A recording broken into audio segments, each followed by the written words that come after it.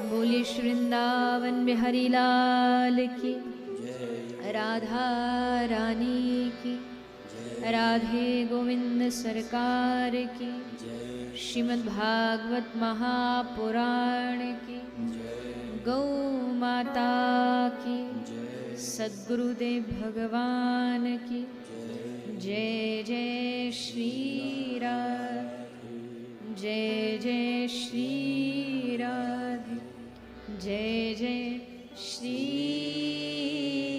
राधे। निताई गौर हरि बोल।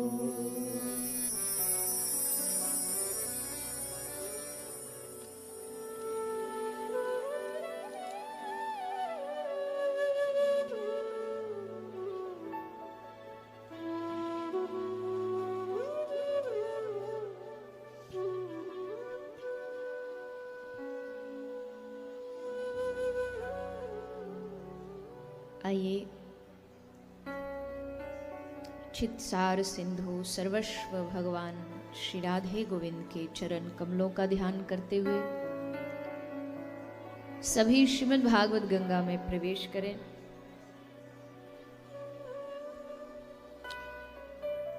कथा के चतुर्थ दिवस में आज आप हम सभी प्रवेश कर रहे हैं। पधारे हुए सभी हरि भक्तों वैष्णव जनों के चरणों में व्यासपीठ की ओर से आप सभी को मेरा प्रणाम।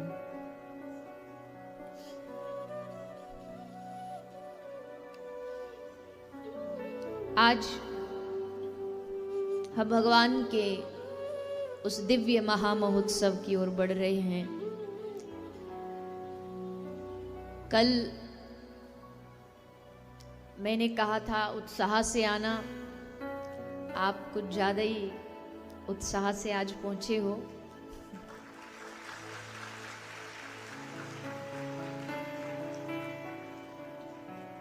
उत्साह अच्छा है पर हल्ला अच्छा नहीं है। तो जैसे 3 दिन से श्रवण कर रहे थे एकदम शांति, ठीक वैसे एकदम शांत बैठोगे। आपस में कोई बातचीत नहीं, कोई जगह के लिए लड़ाई झगड़ा नहीं। जिसको जहां आराम से जगह मिल जाए आराम से बैठ जाइए और कथा की ओर ध्यान दीजिए।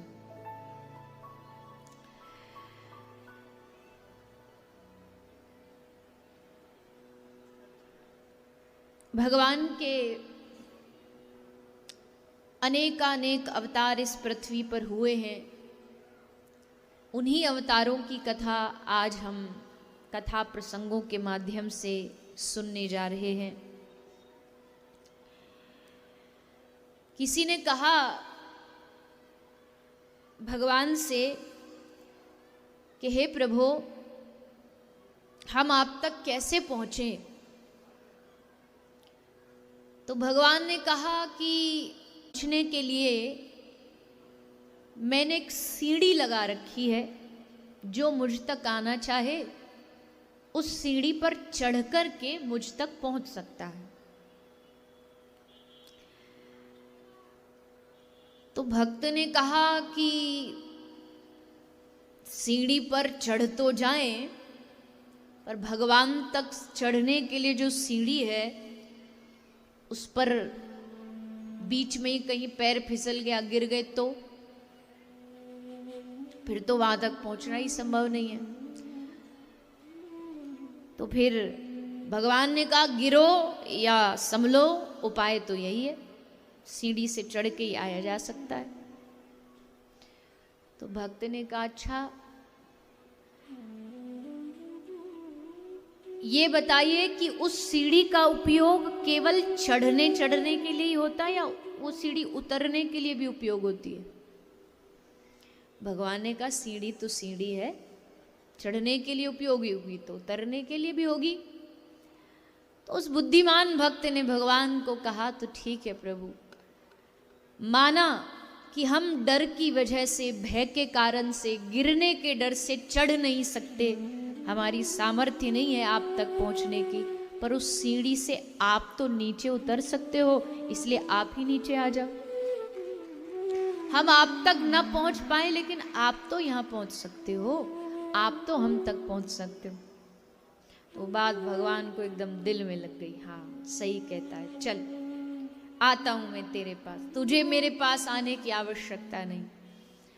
और हम सबको दर्शन देने के लिए, हम सबको अपना बनाने के लिए भगवान उस सीढ़ी से उतर के इस पृथ्वी पर आ जाते हैं। कभी राम रूप, कभी कृष्ण रूप, कभी नरसिंह रूप, कभी वराह, कभी वामन, न जाने भगवान ने कितने कितने अवतार ग्रहण किए, और वो किसी और के लिए नहीं किए हैं। कोई सोचे भगवान दैत्यों का उद्धार करने आते हैं, तो नहीं, भगवान के लिए दैत्य उद्धार के लिए तो भगवान का सुदर्शन काफी है। अगर भगवान सुदर्शन को आज्ञा देगी जितने दैत्य हैं सबका खात्मा, सबका विनाश करके आ जा, तो सुदर्शन एक क्षण में कर देगा। और सुदर्शन के आने से दैत्यों का तो उद्धार हो जाएगा, पर उन भक्तों का क्या होगा जो दिन रात प्रतीक्षा करते हैं कि कब हमारे प्रभु पृथ्वी पर अवतार ग्रहण करें, कब हम उनका दर्शन करें। उनको दर्शन देने के लिए, उन पर कृपा करने के लिए श्री ठाकुर जी युगों युगों में धरती पर अवतार ग्रहण करते।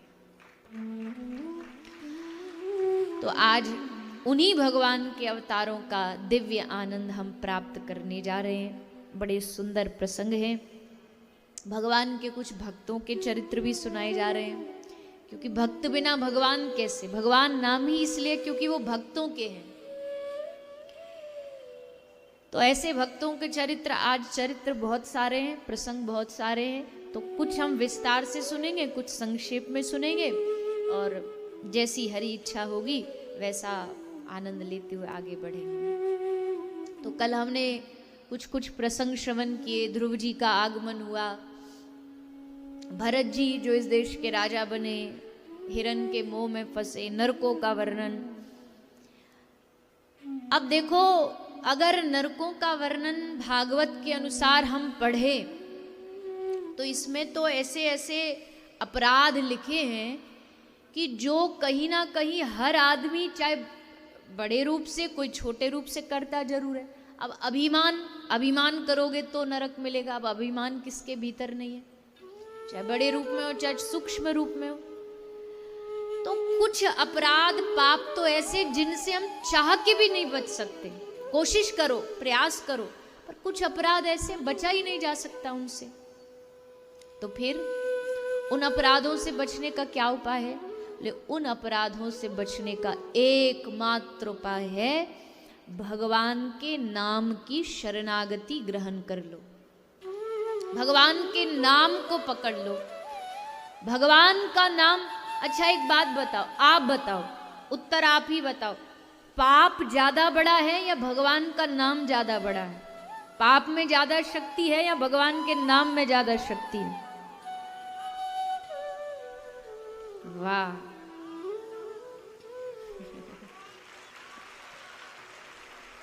वाह वाह वाह वाह। मैंने कहा ना, मैंने जोश बोला था, आप जोश का भी बाप लेके आए हो।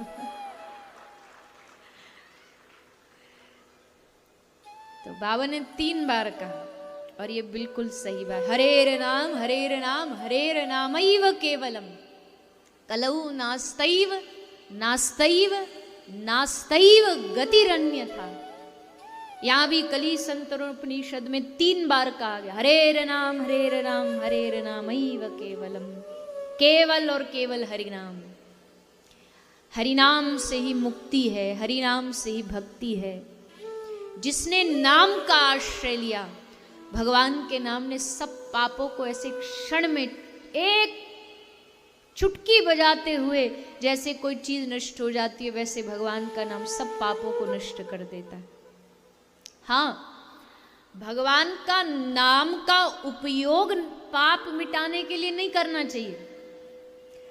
जैसे महात्मा जी कहते, मान लो गांव में कुत्ते घुस जाएं, हल्ला मचा रहे, भौंक रहे हैं, तो उन कुत्तों को भगाने के लिए उन पर शेर थोड़ी उनके पीछे छोड़ा जाता है। कुत्तों को भगाने के लिए शेर नहीं छोड़ा जाता। वैसे पापों को मिटाने के लिए इतना बड़ा भगवान का नाम जो इतना शक्तिशाली है, पर नाम में इतनी शक्ति कि अपने आप वो जो हमसे अपराध गलती से हो जाते हैं उनको नष्ट कर देता है। इसलिए नाम का आश्रय। अजामिल की कथा सुनाई। अजामिल की कथा का भाव भी यही है, कोई ये ना समझे, कई लोग अजामिल की कथा को गलत समझ लेते कि खूब पाप करो, बस एक बार नारायण नारायण बोल दो और मुक्त हो जाएंगे। शास्त्र की बात को समझना आसान नहीं होता है, आसान काम नहीं है। जैसे अब लोग कहते हैं कि आपके शास्त्र कहते, वेद में लिखा है कि पशु आलभेद, पशु की बलि चढ़ानी चाहिए। आलभेद मतलब मारना चाहिए पशु को, लेकिन आलभेद का एक अर्थ छूना भी होता है, स्पर्श भी होता है। तो अगर वेद कह रहे हैं पशु आलभेद, तो इसका मतलब ये भी है कि जब आप यज्ञ कर रहे हैं तो पशु का स्पर्श करके, मारने का अर्थ नहीं। हमारे जो ऋषि मुनियों की जो वाणी है ना, वो हर किसी की बुद्धि में, खोपड़ी में आ नहीं सकती। अब ये मेरा संकेत किस तरह पे आप समझ जाओ, समझ रहे हो? नहीं समझ रहे। ढोल गवार शूद्र पशु नारी, सकल ताड़ना के अधिकारी।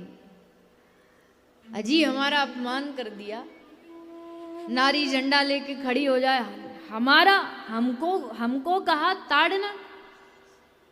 अरे भैया, इतनी सी बुद्धि है, इतनी सी। और महापुरुषों की जो वाणी है ना, वो अथाह सागर है, समुद्र है। इतनी सी बुद्धि में समुद्र को भरना चाहोगे तो आ नहीं सकती। बाबा तुलसी नारी का अपमान कर सकते? माता जानकी को त्यागा गया श्री रामचंद्र के द्वारा, ये बात कहने की भी बाबा तुलसी की हिम्मत नहीं हुई कि मेरी माँ जगत जननी जो माता जानकी है, भला राम उसको कैसे त्याग सकते। ये प्रसंग बाबा तुलसी ने लिखा ही नहीं रामचरितमानस में। लिखा हो तो बताओ।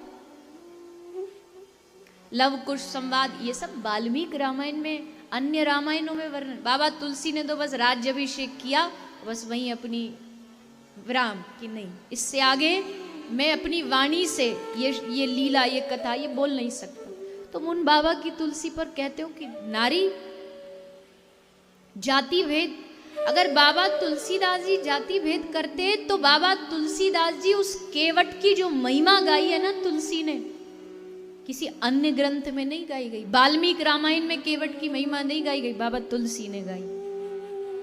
शबरी, बाबा तुलसी कहते हैं राम जी कहीं और से जाना चाहते तो जा सकते थे, पर राम जी ने वो लंबा रास्ता इसलिए चुना क्योंकि उनको शबरी पर कृपा करनी। अगर बाबा तुलसी जाति को लेकर के ही इतने कॉन्शियस होते तो क्या इन महापुरुषों, इन भक्तों की बारे में वर्णन करते?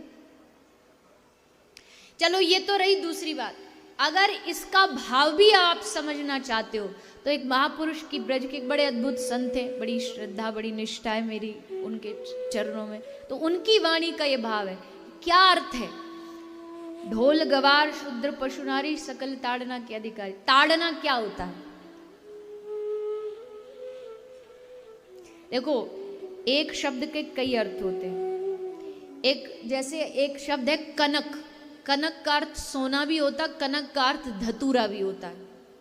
अब कोई कनक शब्द लिख दे और वह कनक को पकड़ करके हल्ला मचाने लगे कि यहाँ तो ये कह दिया, अब वो दोनों भाव है ना उसके।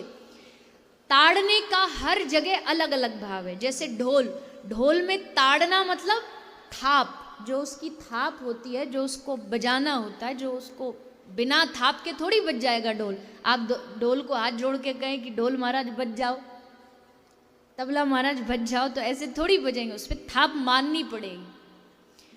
तो थाप मारने को ढोल का ताड़ना कहा। गवार, गवार मतलब बुद्धिहीन। बुद्धिहीन को ताड़ने का मतलब क्या है? बोले गवार के ऊपर हर समय जो बुद्धिहीन होता है उस पर नजर रखो, क्योंकि कभी भी काम बिगाड़ सकता है। अब बुद्धिहीन तो कहोगे तुम कुछ और करेगा कुछ, इसलिए उस पर नजर रखनी पड़ेगी कि नहीं। घर में कई होते काम सेवा कैसे करने वाले, तो उन पे नजर रखनी पड़ती है, क्योंकि भैया पता नहीं कब कहाँ कह के कुछ जाए, करके कुछ और दे देगा।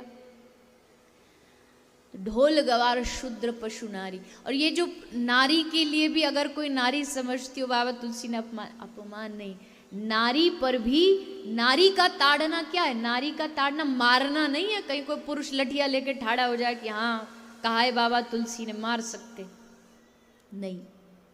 ताड़ने का वहां मतलब है नारी की सुरक्षा।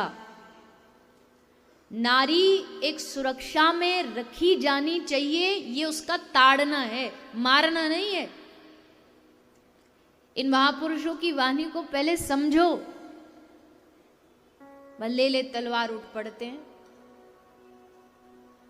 शास्त्रों में कहा है एक वाक्य के सैकड़ों भाव हैं, सैकड़ों भाव हैं। तो मेरा खैर ये सब ना तो मुझे किसी उसमें पढ़ना है, ना राजनीति में पढ़ना, ना किसी के पक्ष विपक्ष में, पर हल्ला इतना चल रहा, क्या बताएं कि बस बाबा तुलसी, बताओ बाबा तुलसीदास जी को नहीं छोड़ रहे आजकल के लोग, जिनकी रोम रोम, जिनकी वाणी राम राम राम राम गाते गाते सारा जीवन बीत गया, वो बाबा तुलसी, उनकी वाणी समझना हम सबके बस की बात नहीं है। तो बाबा तुलसीदास कह रहे हैं, भाई कुभाय अनख आलसहु, नाम जपत मंगल दिशि दशु। पकड़ना है तो ये पकड़ो।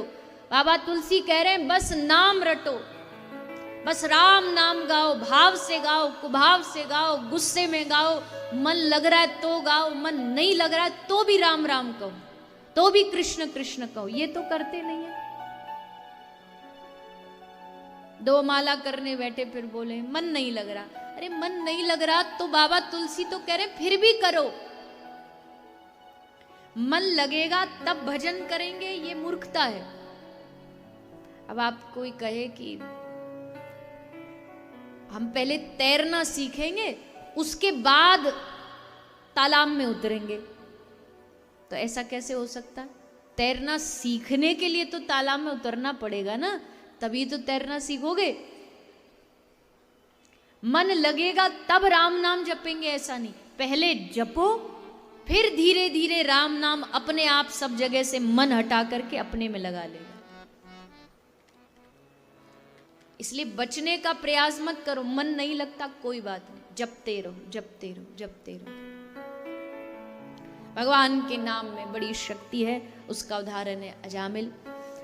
ब्राह्मण परिवार में जन्मा था, लेकिन संग ऐसा मिल गया कि बुद्धि दूषित हो गई। दूषित होकर के गलत काम करने लगा।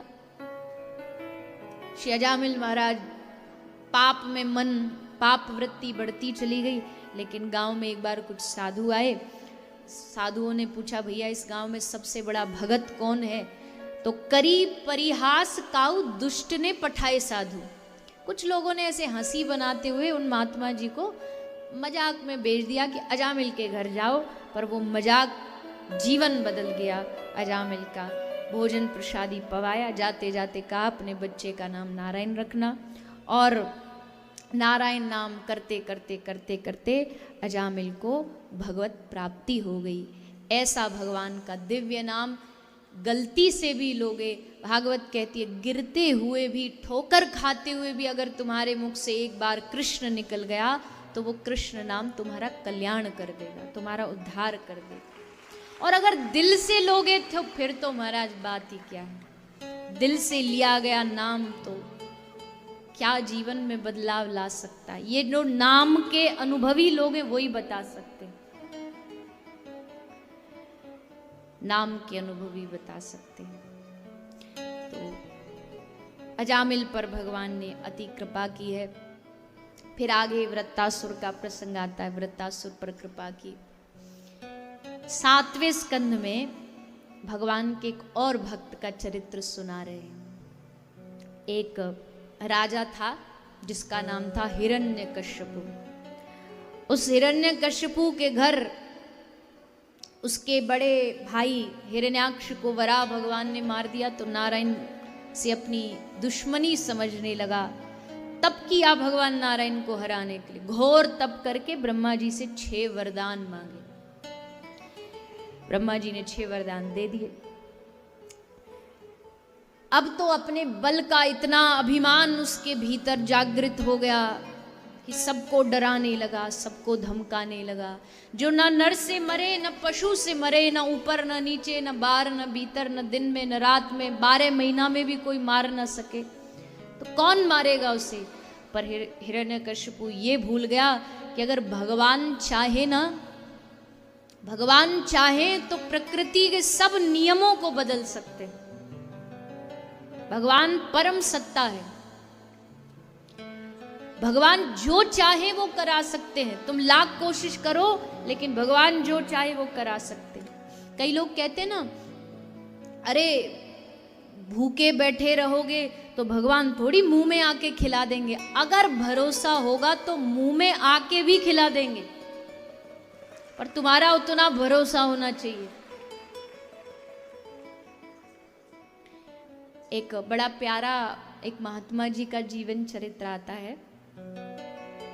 एक अवध में, अयोध्या में एक धर्मशाला में एक महाराज जी ठहरे और वहीं उसी धर्मशाला के एक कमरे में एक धनी सेठ ठहरा जो नास्तिक था, भगवान में नहीं मानता था। तो अब दोनों एक ही जगह आसपास रह रहे हैं। एक भक्ति का सेठ है और एक धन का सेठ है। वैसे दोनों का कोई मैच नहीं है। कहते कहो रहीम कैसे निभे केर बेर को संग। अब कैसे मैच नहीं हो रहा? बोले जब इस सेठ का सोने का समय होता तो महात्मा जी का जग के कीर्तन करने का समय होता। ये जब सोता तो महात्मा जी झांझ मजीरा लेके कीर्तन चालू कर देते। अब इसकी नींद खराब हो जाती तो नाराज हो गया। बड़े सवेरे संत जन करते सीताराम और इनकी सीताराम ने कर दी नींद हराम। बढ़िया हम चकाचक सोते थे पर ये देखो झांझ मजीरा बजाते। नाराज हो गए। महात्मा जी से क्या क्या कर रहे हो तुम? बोले बेटा हम भगवान का नाम स्मरण कर रहे हैं, तुम्हें भी करना चाहिए, तुम्हें भी। बोले खबरदार मुझे बुलाते हो, कोई भगवान भगवान नहीं होता, ये सब मन की भ्रम है, मन की कल्पना है। महात्मा जी ने कहा नाना बेटा ऐसे नहीं बोलते। भगवान ने तुम्हें जीवन दिया, भोजन दिया, सांस वो दे रहा है, वायु वो दे रहा है। हुआ नहीं है और न होगा प्रभु सरीखा दानी। पापी धर्मी सबको देता अन्न पवन और पानी। ऐसा कोई दानी आज तक हुआ नहीं होगा, पापियों को भी देता है। तो ऐसा नहीं बोलते बेटा। बोला कहाँ कौन भोजन देता? अरे हम नहीं खाएंगे तो वो जबरदस्ती खिला देगा। महात्मा जी बोले हाँ खिला देगा। सेठ ने कहा अगर हम नहीं खाए तो? ले अगर उसको खिलाना होगा तो तुझे मार मार के भी खिलाएगा और तुझे खाना पड़ेगा। बोले ठीक है। तो अगले 24 घंटे तुम्हारी और तुम्हारे भगवान की परीक्षा है। हम व्रत ले रहे हैं, हम कुछ खाएंगे नहीं। अगर तुम्हारे भगवान में हिम्मत है तो हमारे मुख में अन्न डाल के दिखाए तो हम भी मान जाएंगे। हम सब छोड़ छाड़ के आपके साथ भजन करेंगे और अगर वो नहीं खिला पाया तो तुम आज से झांझ मजीरा फिर साइड में धर देना। महात्मा जी बोले मंजूर है। अब कह के वो चला गया। अगले 24 घंटे उसने व्रत ले लिया, हम कुछ भी कुछ हो जाए नहीं खाएंगे। और जाके जंगल में बैठ गया कि चलो शहर में रहेंगे, परिवार के संग रहेंगे तो परिवार वाले हो सकता है जोर जबरदस्ती करें, जी खा लो खा लो। अकेले जंगल में कौन कुछ बोलेगा, तो जंगल में जाके बैठ गए। अब महात्मा जी मनी मन भगवान से कह रहे हैं हे प्रभु इस नास्तिक पर कृपा कर दो। हम हार जाएं हमें उसका कोई गम नहीं है, पर इस बेचारे को अगर हम जीत गए तो इसका आप में भरोसा जाग जाएगा। इसलिए आज इसके भीतर इस पे कृपा कर दो। तो वो गया जंगल में, और जंगल में भी एक पेड़ के ऊपर बैठ गया चुपचाप छुप करके। कुछ भी हो जाए हम आज खाएंगे नहीं और ये बाबा जी को हरा के रहेंगे। बैठ गया पेड़ पे। इतने में कुछ व्यापारियों का एक झुंड वहां से जा रहा था निकल के। वो उसी पेड़ के नीचे बैठ के भोजन लाए थे, तो सब वहां बैठ के आराम से भोजन करने बैठ गए, भोजन करने लगे। भोजन उन्होंने खोल के अपना टिफिन लंच सब बढ़िया सजा के रखा ही था कि इतने में जोर जोर से घोड़ों की आवाज आई। व्यापारी समझ गए डाकुओं का कोई झुंड आ रहा है। जैसे डाकुओं का झुंड आ रहा है, सो व्यापारी सब अपना सामान उठा के और वहां से भागे। अब डाकुओं का झुंड आके पेड़ के नीचे रुका, देखा अरे 56 भोग लगे हुए हैं, बढ़िया भोजन सजा हुआ है, चलो खा लेते हैं। चोरों का सरदार बोला, डाकुओं का सरदार, खबरदार हाथ लगाया तो क्या पता ये कुछ जाल हो, हमारे लिए जाल बिछाया गया हो, क्या पता इस भोजन में जहर मिला हो, और क्या पता जहर मिलाने वाला भी यहीं कहीं छुपा हो। अब वो पेड़ में से सब कहानी देख रहा था, उसे पता था कि एक सब कहानी चल रही हो, ऐसे चुप। सरदार बोला, ढूंढो जिसने इसमें जहर मिलाया हो। अब और जैसे मिले तो पकड़ के मार डालो। अब मारने की जैसे बात आई, सो डरा, हिला डुला, पत्ते हिले, बोले महाराज मिल गया। उसको पकड़ के पेड़ से नीचे उतारे, उतर नीचे, उतर नीचे, ये तूने रखा है भोजन? बोले नहीं, हमने नहीं रखा। तूने इसमें जहर मिलाया? नहीं जी, हमने कतई जहर नहीं मिलाया, आप खाओ आराम से। हम कैसे मान ले इसमें जहर नहीं? सरदार बोला, एक काम करो, पहले इसको खिलाओ, एक बार इसके मुंह में डालो। डर से कांप के बोला, हम मर जाएंगे पर खाएंगे नहीं। वृक्ष से उतरा, बात कह लो तुम खोटी खरी, पर कसम तुम्हारी मैं रोटी नहीं खाऊंगा, कुछ भी हो जाए रोटी नहीं खाऊंगा। हाथ में ले छड़ी, तब दसे सरदार बोला, तुझे आज रोटी मार मार के खिलाऊंगा। आज रोटी तो तुझको खानी पड़ेगी, तभी तो हम सब खा पाएंगे, पहले पता चले। जबरदस्ती लेकर के, अब मरता क्या नहीं करता। महाराज शर्त वर्त बाद में देख लेंगे, गोली खाने से तो बचे, इससे बढ़िया रोटी खा लें। सो मुख में रोटी डाल दी गई। और ये कोई कहानी नहीं है, ये सच्ची घटना। वो आगे चल कर के बहुत बड़े संत बने, संत मलूकदास। और फिर उन्होंने कहा कि अजगर करे न चाकरी, पंछी करे न काम, और दास मलूका कह गए, सबके दाता राम। सबको देने वाला वही, सबको खिलाने वाला वही, सबको नचाने वाला वही। इसलिए भगवान की सत्ता को ना कभी शर्त मत करना, चैलेंज मत करना। वो जब जीतने पर आएगा ना, तो मार मार के भी खिलाएगा। जो तर्क देने वाले लोग होते हैं ना, भगवान ऐसे नहीं। भगवान की सत्ता पर भरोसा करो। भगवान भगवान कोई नहीं होता। अरे जिस जीभ से, जिस वाणी से तुम बोल रहे हो ना, ये देने वाला भी वही है।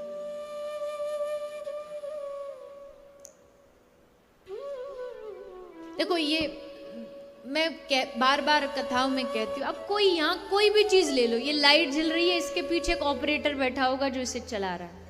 ये माइक चल रहा है, इसके पीछे ऑपरेटर बैठा है जो चला रहा है। ये बंसी बज रही है, इसके पीछे एक बजाने वाला बैठा है।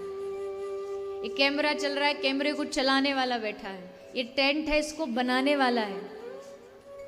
तुम्हारा फोन है, फोन को भी कोई फैक्ट्री, कोई मशीन, कोई व्यक्ति बनाने वाला है। जब हर चीज के पीछे एक ऑपरेटर होता है, तो सोचो क्या ये इतना बड़ा जो विश्व है, ये क्या अपने आप चल रहा है? अपने आप बीज बो दो, खत्म। अब बीज धीरे धीरे पौधा बन रहा है, पौधा पेड़ बन रहा है, पेड़ पर फल। कौन फल लगा के आ रहा है? तुम तो बीज बो के आ गए। उसके आगे का कार्य वो ऑपरेट कौन कर रहा? आप कहोगे प्रकृति, पर प्रकृति को भी तो कोई चला रहा होगा।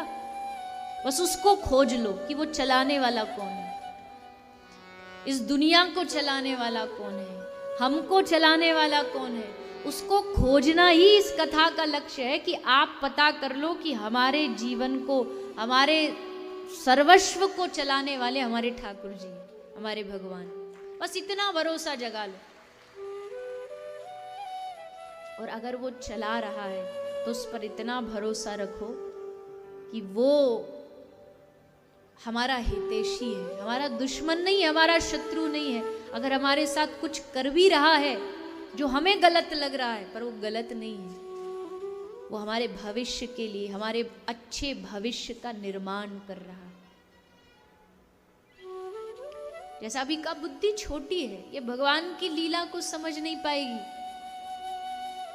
कुछ जीवन में हमारे मन मुताबिक नहीं भी होता, हमेशा ऐसा नहीं जो चाहे वही मिल जाए, नहीं होता। इसका मतलब है कि हमारे प्रभु ने इससे अच्छा कुछ हमारे लिए सोच रखा है।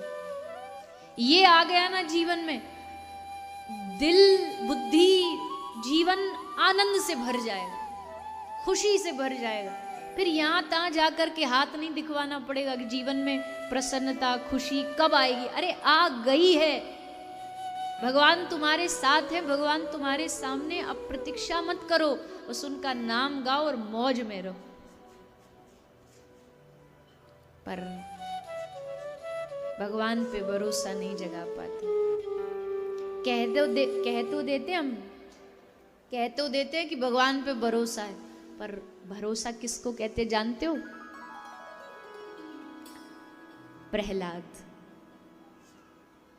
प्रहलाद का विश्वास, प्रहलाद का भरोसा।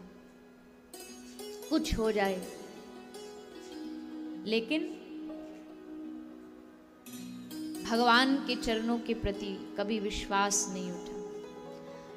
हमारे ऊपर इतने कष्ट होते जो प्रहलाद के ऊपर, और ये कहा जाता या तो भजन चुन ले या जीवन चुन ले, तो हम कहते भैया जिंदा रहना जरूरी है, भजन तो देख लेंगे किसी जन्म में। पर प्रहलाद ने कहा मर जाऊंगा पर हरि का नाम नहीं छोड़ूंगा। ये श्वास चल रही है उसकी वजह से चल रही है। एक क्षण के लिए ये श्वास रुक जाए तो बताओ इस शरीर की वैल्यू क्या है? सोच के देखो, एक क्षण के लिए श्वास रुक जाती है तो 1 दिन 2 दिन से ज्यादा इस शरीर को घर में नहीं रखते लोग। क्यों जी? वही तो है जिनसे कल तुम कह रहे थे आप हमारे जीवन धन हो, प्राण धन हो। क्या हुआ? वही 2 आंखें, वही 2 कान हैं, वही 2 हाथ वाले हैं, आपके सामने लेटे पड़े। फिर इनको जिससे आप प्रेम करते हैं उसके शरीर को एक माचिस की तिल्ली से उंगली भी जल जाए ना तो कितना दुख होता है। जी इनका हाथ जल गया, उसी शरीर को खुद अपने हाथ से जाकर के जला के आते हैं। कभी सोचिए इस बात को। उस शरीर को जलता हुआ देखते हैं वहां कि ये जल रहा है सामने। क्यों? अगर शरीर से ही रिश्ता होता तो शरीर को घर में ना रखते। लेकिन हमारा रिश्ता शरीर से नहीं है, उस शरीर के भीतर जो परमात्मा रूप में आत्मा बैठी है ना, उससे रिश्ता है। इसलिए जैसे वो परमात्मा रूप में आत्मा गई, रिश्ता खत्म। फिर शरीर देह कोई काम का नहीं, जाके उसे नष्ट कर दिया।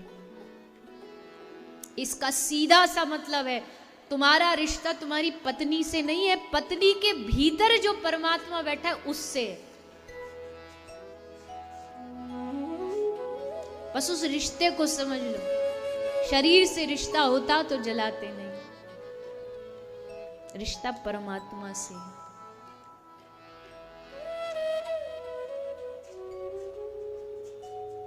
तो प्रहलाद जी ने अपने इस विश्वास को कभी घटने नहीं दिया कि मैं भगवान का नाम छोड़ू। नहीं, जब तक श्वास चलेगी तब तक भगवान नाम चलेगा। चाहे तुम लाख उधर से विपत्ति आपत्ति भेजते रहो, हम डरने वाले नहीं है किसी से। भगवान का भक्त दुनिया में किसी से नहीं डरता। क्यों डरे? गलत काम करेगा नहीं, लेकिन किसी से डरने की उसको आवश्यकता नहीं होती। हमारे साथ है रघुनाथ, हमें किस बात की चिंता। चरण में रख दिया जब माथ, हमें किस बात की चिंता। संभालने वाला वो है। जैसे एक बच्चा नहीं होता, छोटे से बच्चे को माता पिता एकदम गोद में लेके हवा में उछालते, हवा में उछल रहा है, उसे पता कि जरा इधर उधर बैलेंस गड़बड़ा तो धड़ाम से आके गिरे, पर फिर भी हवा में उछलता उछलता भी हंस रहा होता है, खिलखिला के हंस रहा होता है। जैसे उसके पिताजी उसको पकड़ के एकदम उछालते, उसको ऐसे लगता पता नहीं कौन से हम रोलर कोस्टर पे बैठ गए हो, मेला में आ गए, मौज से हंस रहा है। क्यों? क्योंकि उसको भरोसा है नीचे पिता खड़ा है, वो गिरने नहीं देगा, पकड़ लेगा, संभाल लेगा। जब जगत के पिता पे इतना भरोसा कर सकते हो तो उस जगत पिता पर, परम पिता पर क्यों भरोसा नहीं करते? उस पर क्यों विश्वास नहीं करते कि मेरा प्रभु, मेरा आराध्य, मेरा मालिक, मेरे गोविंद, मेरे प्रभु कभी मुझे गिरने नहीं देंगे, बाहें थाम के खड़े हैं, कब कोई गिरे और कब उसको संभालें, कब उसे पकड़े।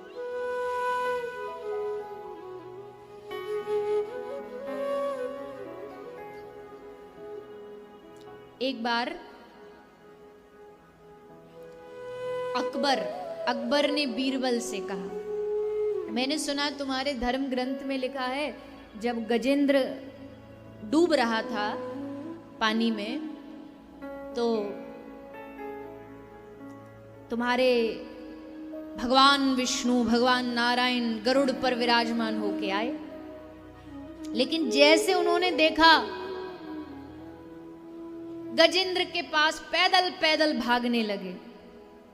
अरे वो भगवान तुम उनको बोलते हो, जगत का मालिक बोलते हो, जगत का मालिक ऐसे आता नंगे पांव भागा भागा। अरे दो चार अपने आसपास कुछ द्वारपाल होते, सैनिक होते, रथ पर एकदम बैठ के शान से आते, ऐसे भागे भागे नंगे पांव आ गए। तो बीरबल ने कहा कि महाराज इसका उत्तर मैं आपको कल दूंगा। दूसरा दिन हुआ, अकबर का एक पोता था, वो रोज स्नान के लिए तालाब में, नदी में जाया करता था। आज भी उसको दास लेकर के गए नहलाने। जैसे नहलाने गए वहां से दौड़ता दौड़ता दास आया, उसने कहा महाराज अनर्थ हो गया, अनर्थ हो गया। बोले क्या हुआ? सभा लगी थी, अकबर बैठा था बादशाह। महाराज अनर्थ हो गया, क्या हुआ? बोला आपका पोता डूब गया। नहा रहा था, नहाते नहाते पोता पानी में डूब गया। जैसे अकबर ने सुना, सोई उठ करके भागा, उसका सर का जो ताज था, जो मुकुट था, गिर पड़ा। सब पीछे पीछे भाग रहे, महाराज रुको, महाराज रुको। अरे पर महाराज किसकी सुनने वाले, सो भागते भागते भागते पहुंचे तालाब पर, देखा पोता डूब रहा था। तुरंत अकबर बादशाह उस पानी में कूद करके उसको बचाने के लिए तैयार था कि पीछे से बीरबल ने आके हाथ पकड़ ली। रुक जाओ महाराज, घबराओ मत, ये पोता नहीं है आपका, ये मोम का पुतला है, ये सब जुगाड़ हमारा है, ये मोम का पुतला है। अकबर बोला तेरी इतनी हिम्मत, इतना बड़ा मजाक हमारे साथ, हमारे पोते के साथ? नहीं प्रभु, क्षमा कर दीजिए बादशाह, पर एक बात बताइए, जब आपको पता चला आपका पोता डूब रहा है तो ऐसे भागते भागते क्यों आ गए? रथ पे आते, शान से बैठ के आते, 10 सैनिक आगे 10 पीछे, शहनाई बजती आती, सावधान महाराज पधार रहे, हटो हटो महाराज आ रहे हैं। ऐसे पैदल पैदल भाग आए। कल भी तो आप कुछ ऐसा ही मुझसे पूछ रहे थे। अकबर बोला अरे पागल है एकदम, अरे पोता है ये मेरा अपना बालक है, इसके लिए भला मैं साजो साज से आता क्या? बीरबल ने कहा बस यही समझ लीजिए, आपका अपना एक पोता है, हमारा मालिक, हमारा भगवान, उसके हम सब बच्चे, सब उसके बालक हैं। और जैसे वो अपने बालक को देखता है डूब रहा है, निराश है, हताश है, परेशान है, वो बस नंगे पांव दौड़ा दौड़ा आ जाता है। वो देखता नहीं है कि हम जगत के मालिक हैं। सुदामा के लिए वो भागे भागे आ गई, द्रौपदी के लिए वो साड़ी बन करके आ गई। ये भगवान की अरे वो तो चलो आप कहोगे पुराने समय की बात, आज भी भारत के हर मंदिर में श्री ठाकुर जी खड़े रहते, बैठते नहीं है। किसी ने पूछा क्यों नहीं बैठते? बोले पता नहीं, कब मेरे कौन से भक्त को मेरी आवश्यकता पड़ जाए, जितना समय मैं उठने में लगाऊंगा उससे पहले तो दौड़ के भाग करके जाके उसकी रक्षा ना कर दूं, उसकी मदद ना कर दूं, उसकी सहायता ना कर दूं। कोई दुनिया में तुम्हारा ऐसा रिश्ता हो बता दो जो तुम्हारी मदद के लिए इतना तैयार खड़ा रहता हो 24/7। कब उसका फोन आ जाए, कब हमको जाना पड़े, कोई है दुनिया में?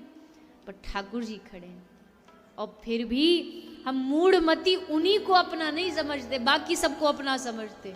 ये काम आ जाएगा बुरे समय में, ये काम आ जाएगा। और जो भगवान जो हर समय खड़ा है कि कोई मुझे पुकार ले, बस एक बार बुला भर ले, मैं तैयार हूं, उसको अपना नहीं मानते। इसलिए चाहे दुनिया के सारे आश्रय टूट जाएं, सारे सहारे टूट जाएं, पर ठाकुर जी का सहारा कभी मत छोड़ना।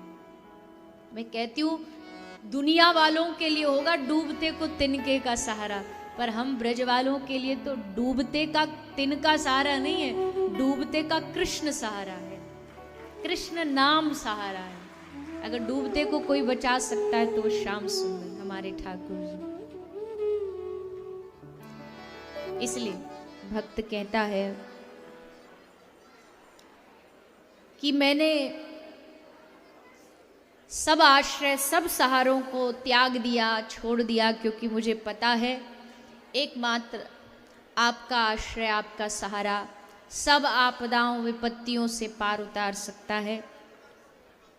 इसलिए हे प्रभु, जिसने इस कदर भगवान पर विश्वास जताया है, भगवान ने उसके विश्वास को हमेशा बचा के रखा है, उसका मान रखा है, उसका सम्मान रखा है। प्रहलाद का सम्मान भगवान ने रखा। पिता ने खूब प्रयास किया प्रहलाद को डराने का, धमकाने का, लेकिन दिल में भगवान पर भरोसा, तो किससे डरे। एक बार बाबा कबीरदास जी की जो कुटिया थी, उसी कुटिया के एकदम पास वाली जो कुटिया थी वो एक वेश्या की थी। वहाँ एक वेश्या रहती थी। अब जो समय बाबा कबीर के कीर्तन का होता, वही समय उस वेश्या के जो ग्राहक आते, उससे मिलने जो लोग आते, उसी समय आते। तो उसको लगा कि हमारे धंधे को तो ये बाबा चौपट कर देगा, क्या ये बैठ के झांझ मजीरा बजाता रहता, कीर्तन करता रहता है, हमारी तो पूरी दुकान बंद हो जाएगी। तो उसने क्या किया, उसने अपने जो जानकार थे, जो ग्राहक थे, उसमें से एक को कहा कि तू इसकी झोपड़ी में आग लगा देना जब ये बाहर हो। बाबा कबीर की झोपड़ी में आग लगा देना जब ये बाहर कहीं गया हो। तो उस व्यक्ति ने वही किया, उस यार ने वही किया। उसने जाके बाबा कबीर की झोपड़ी में आग लगा के वो तो चला गया। पर देखो भगवान कैसे बचाते हैं। बाबा कबीर की झोपड़ी में आग लगाने आया था, पर जहां आग लगाई वो तिनका उड़ करके वेश्या की झोपड़ी पे जा गिरा, और वेश्या की पूरी झोपड़ी खाक हो गई। कबीर को कुछ भी नहीं हुआ, कबीरदास जी की झोपड़ी वैसी बनी रही। तो अब वेश्या आई बड़े गुस्से में कबीर से लड़ने, उलाहना देने। उसने कहा कि तुमने जानबूझ करके मेरी झोपड़ी जलाई है, क्योंकि मैंने तुम्हारे अपने उस ग्राहक को, अपने यार को भेजा था, इसलिए तुमने। तो बाबा कबीर ने हंस के, मालूम है क्या जवाब दिया? कबीर ने हंस के कहा वेश्या को कि मैया, ये तेरी और मेरी लड़ाई नहीं है, ये तेरे यार की और मेरे यार की लड़ाई है, और जीत मेरे यार की हुई है। तूने अपना यार भेजा जलाने के लिए, तो मेरा यार आ गया बचाने के लिए। जो उससे यारी करता है, जो उससे संबंध बनाता है, वो कभी किसी को एक तिनका तक जलने नहीं दिया कबीर का। तो ये उसके यार की लड़ाई है। भगवान ने प्रहलाद की रक्षा की। अंत में जब हिरण्यकशिपु को लगा कि भैया कोई अस्त्र शस्त्र इस पर काम नहीं कर रहे, तो थक हार के बोला कि प्रहलाद तू ही बता कहाँ है तेरा ये नारायण जो छुपा बैठा पीछे पीछे से तुझे बचाता रहता है? अरे नहीं, पीछे नहीं, मेरा भगवान तो कण कण में है। कहाँ नहीं है? जले विष्णु, स्थले विष्णु, विष्णु पर्वत मस्तके, सब जगह वही है।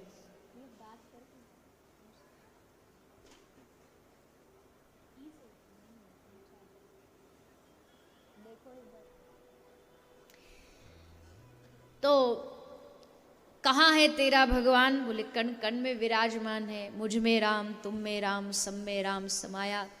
बस निकाला गदा और सामने जो खंबा था उस खंबे पर जोर से गदा प्रहार किया, और जैसे गदा प्रहार किया खंबा फटा और खंबे से श्री नरसिंह भगवान का प्रादुर्भाव हो गया। ताल ठोकते हुए श्री नरसिंह भगवान प्रकट हुए, एकदम क्रोध में जलते हुए।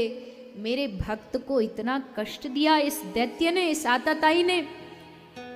पकड़ करके अपनी जांग पर लिटाया उस हिरण्यकश्यप को। बता, बड़े वरदान मांगे थे तूने, पशु से नहीं, प्रकृति के बनाए जीव से न मरू। देख, बता किसने बनाया है मुझे? ऊपर से नीचे तक देखा, ना ना प्रभु, आपको कौन बना सकता? आप दुनिया को बनाने वाले हो। ना ऊपर है न नीचे है, जंघा पर लिटाया, न दिन है न रात है, संध्या का समय। और अपने तीखे तीखे नाखूनों से नरसिंह भगवान ने हिरण्यकश्यप का उदर विदीर्ण कर दिया। पेट फटा, चारों ओर ढोल नगाड़े बजने लगे। एक पापी मारा गया, आताताई मारा गया।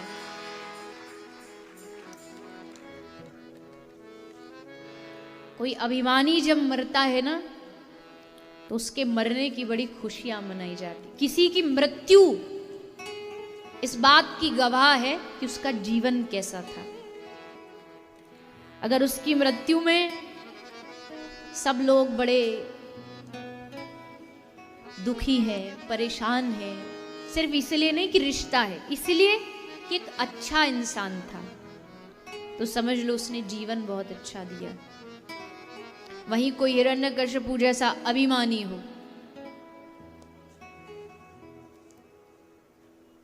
अभिमान भगवान तो छोड़ो, हम आपसी रिश्तों में भी नहीं चाहते कि जिससे हमारा संबंध है उसमें अभिमान हो। तो भगवान तो करुणावतार हैं, उनको भला अभिमान कैसे पसंद आ जाएगा? अभिमानियों के साथ हमेशा यही दुर्दशा होती है जो इसके साथ हुई है। अभिमान में तीनों गए, धन, वैभव और वंश। अभिमान में तीनों चले जाते हैं, धन चला जाता है, सम्मान चला जाता है। अभिमान में तीनों गए, धन, वैभव और वंश। विश्वास न हो तो देख लो रावण, कौरव और कंस। अभिमानी तो थे, क्या बचा इनके पास? कुछ भी नहीं बचा। पद का अभिमान, धन का अभिमान, सम्मान का अभिमान। प्रभुता पाय काय मद नाही। प्रभुता पाके, पद पाके, अभिमान से कोई बिरला ही होता है जो बच पाता है। ये बड़ा खतरनाक रोग है, ये किसी को छोड़ता नहीं। भजन ना करने वाले तो अभिमान होता ही होता, भजन करने वालों को भजन का अभिमान होता है। हम बड़े भजनानंदी हैं, दिन भर देखो हम माला ही करते रहते, तुम नहीं करते, ये भी तो अभिमानी है। हम भजन करते, तुम नहीं करते। संपत्ति का कोई बिरला होगा जिसको संपत्ति के साथ सुमति भी मिले, अच्छी बुद्धि भी मिले। लेकिन भगवान ने बड़े बड़ों का अभिमान धूल में मिला दिया। बड़े बड़े आए अभिमानी बन करके। एक बार क्या होता है, एक बार ब्रह्मा जी को अभिमान हो जाता है। ब्रह्मा जी को अभिमान किस बात का हुआ? ब्रह्मा जी को लगा सबरी दुनिया बनाने वाले हम, जब हम ही नहीं बनाएंगे तो दुनिया चलेगी कैसे? बताओ, हमारे बिना तो काम ही नहीं चल सकता भगवान का। तो एक दिन घमंड में भर के भगवान के पास पहुंच गए। भगवान से बोले, प्रभु एक जरूरी काम है हमारा। भगवान बोले, कहिए क्या जरूरी काम है आपका? ब्रह्मा जी बोले, हम इस्तीफा देने आए हैं। I am going to resign from my post, resignation letter लीजिए। अब भगवान ने कहा कि अरे आप, हाँ हाँ किसी और को ये काम सौंप दीजिए, हम इस काम में अब फिट नहीं बैठते, हमको लगता है अब हमको आराम करना चाहिए, आयु बहुत हो गई है, वृद्ध अवस्था आ गई है, कोई और संभाल लेगा। अब बाहर से तो कह रहे हैं कोई और संभाले, पर मन में क्या है कि 2-4 दिन में हम ही को बुलाएंगे, देखना वापस काम नहीं चलेगा इनका हमारे बिना। अब भगवान भी बड़े चतुर हैं, अभिमानी के अभिमान को बढ़ाना कोई इनसे सीखे। भगवान बोले ना ना ब्रह्मा जी, आपके बिना तो सृष्टि चल ही नहीं सकती, कैसे चलेगी? नहीं नहीं ब्रह्मा जी, ये तो कदापि नहीं हो सकता, देखो ये पद से आप, इस पोस्ट से आप इस्तीफा नहीं दे सकते। बोले हम तो दे चुके, दिमाग माइंड बना के आए घर से। अब इस्तीफा दे के ब्रह्मा जी बाहर निकले। जैसे बाहर निकले तो क्या देखा, एक लंबी ऊंटों की लाइन लगी थी और सब ऊंटों पर एक एक दाढ़ी वाले, बालों वाले, एक वृद्ध जी, एक बूढ़े से अवस्था में एक एक सब ऊंटों पे बैठे। तो ब्रह्मा जी ने रुक करके एक से पूछा कि भैया ये बारात कहाँ जा रही है ये ऊंटों की, और ये सब कौन है जो इन ऊंटों पे विराजमान बैठे? तो एक ने बताया कि ये सब किसी ना किसी युग के ब्रह्मा हैं, इनको कभी अपने जमाने में घमंड हो गया था तो इस्तीफा दिए बैठे हैं। ये सारे इस्तीफा दिए बैठे हैं और इन्होंने सोचा था 2-4 दिन में बुला लेंगे, पर इनको दोबारा चांस ही नहीं मिला। अब बेचारे यहाँ लाइन में, बोले अब कहाँ जा रहे हैं, अभी कहाँ ये जा रहे हैं? बोले अभी अभी सूत्रों से खबर मिली है कि ब्रह्मा की सीट खाली हुई है अभी अभी।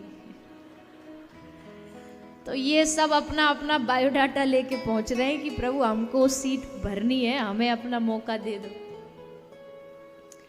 एक जगह खाली हुई है तो अपनी इंटरव्यू देने के लिए सब फाइल लेकर गया। ब्रह्मा जी सोचे इनको छोड़ो, तुम भागो पहले सबसे।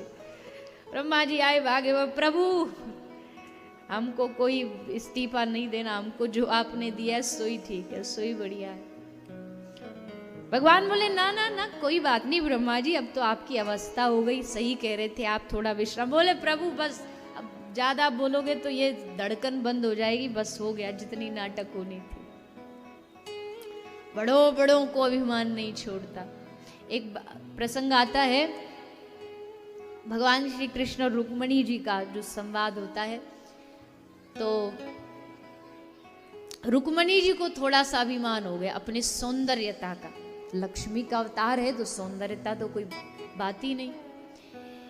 एक तो सुंदर और ऊपर से भगवान सबसे ज्यादा स्नेह भी इनको करते थे, तो इनको अभिमान हो गया। दूसरी तरफ भगवान के गरुड़ को अभिमान हो गया। गरुड़ जी ने सोचा अगर हम ही नहीं होंगे, व्हीकल ही नहीं होगा, तो ये जाएंगे कहाँ भक्तों के पास, हम ही तो ले जाते हैं इनको अपने कंधे पे बिठा करके। तीसरा सुदर्शन को अभिमान, सुदर्शन चक्र महाराज क्या तीव्र गति से चलता है, एक संकल्प करें भगवान तो सबको धराशायी कर दे, हम ना हो तो ये दैत्यों को मारेंगे कैसे। तो भगवान ने सोचा अच्छा एक तीर से 2 निशान होते, हम एक तीर से 3 निशान मारेंगे, इन तीनों का घमंड आज चूर चूर करेंगे। भगवान ने गरुड़ को कहा, गरुड़ आज मुझे अपने भक्त हनुमान की बड़ी याद आ रही है, जरा जा तो हनुमान को आज द्वारिका लेकर के, मेरा मिलने का बड़ा मन कर रहा है। बोला हाँ अभी गया, अभी लेके आया, वो आप भोजन करो, इतने तो करोगे नहीं, ले आऊंगा वापस।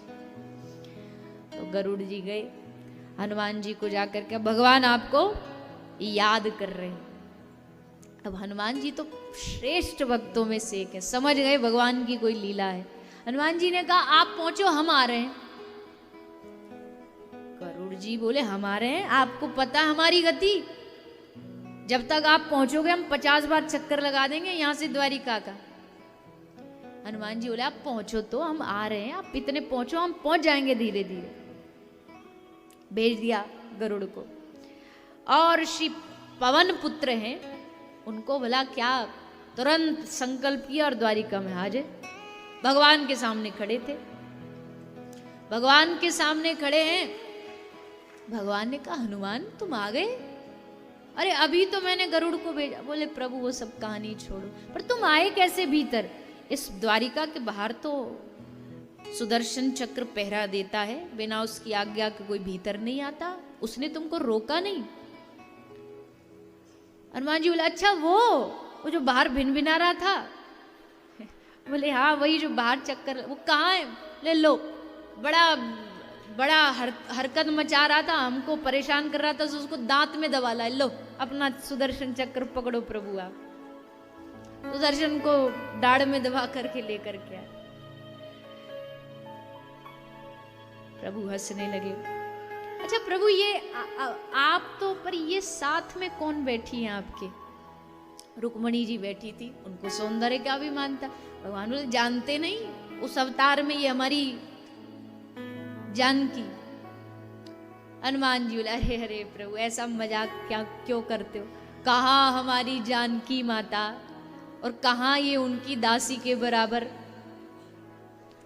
महाराज रुक्मणी जी का तो एकदम मुंह लज्जा से लाल पीला हो गया कि दासी। इन दोनों का अभिमान तोड़ा ही था, इतने हाँपते हाँपते गरुड़ जी पहुंचे। और जैसे गरुड़ जी पहुंचे, देखा कि प्रभु को कहने ही वाले थे कि प्रभु हनुमान जी तो आए नहीं, देखा वो सामने खड़े। भगवान ने तीनों के अभिमान को एक क्षण में नष्ट कर दिया। भगवान ने दिखाया कि देखो चाहे हमारा अपना कोई प्रियजन ही क्यों ना हो, पर जिसके भीतर अभिमान होगा हम उसको कभी स्वीकार नहीं करेंगे।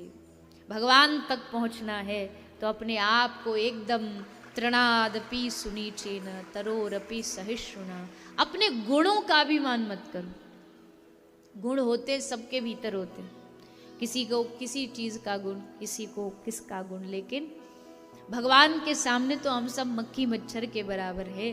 तो इसलिए काय का अभिमान?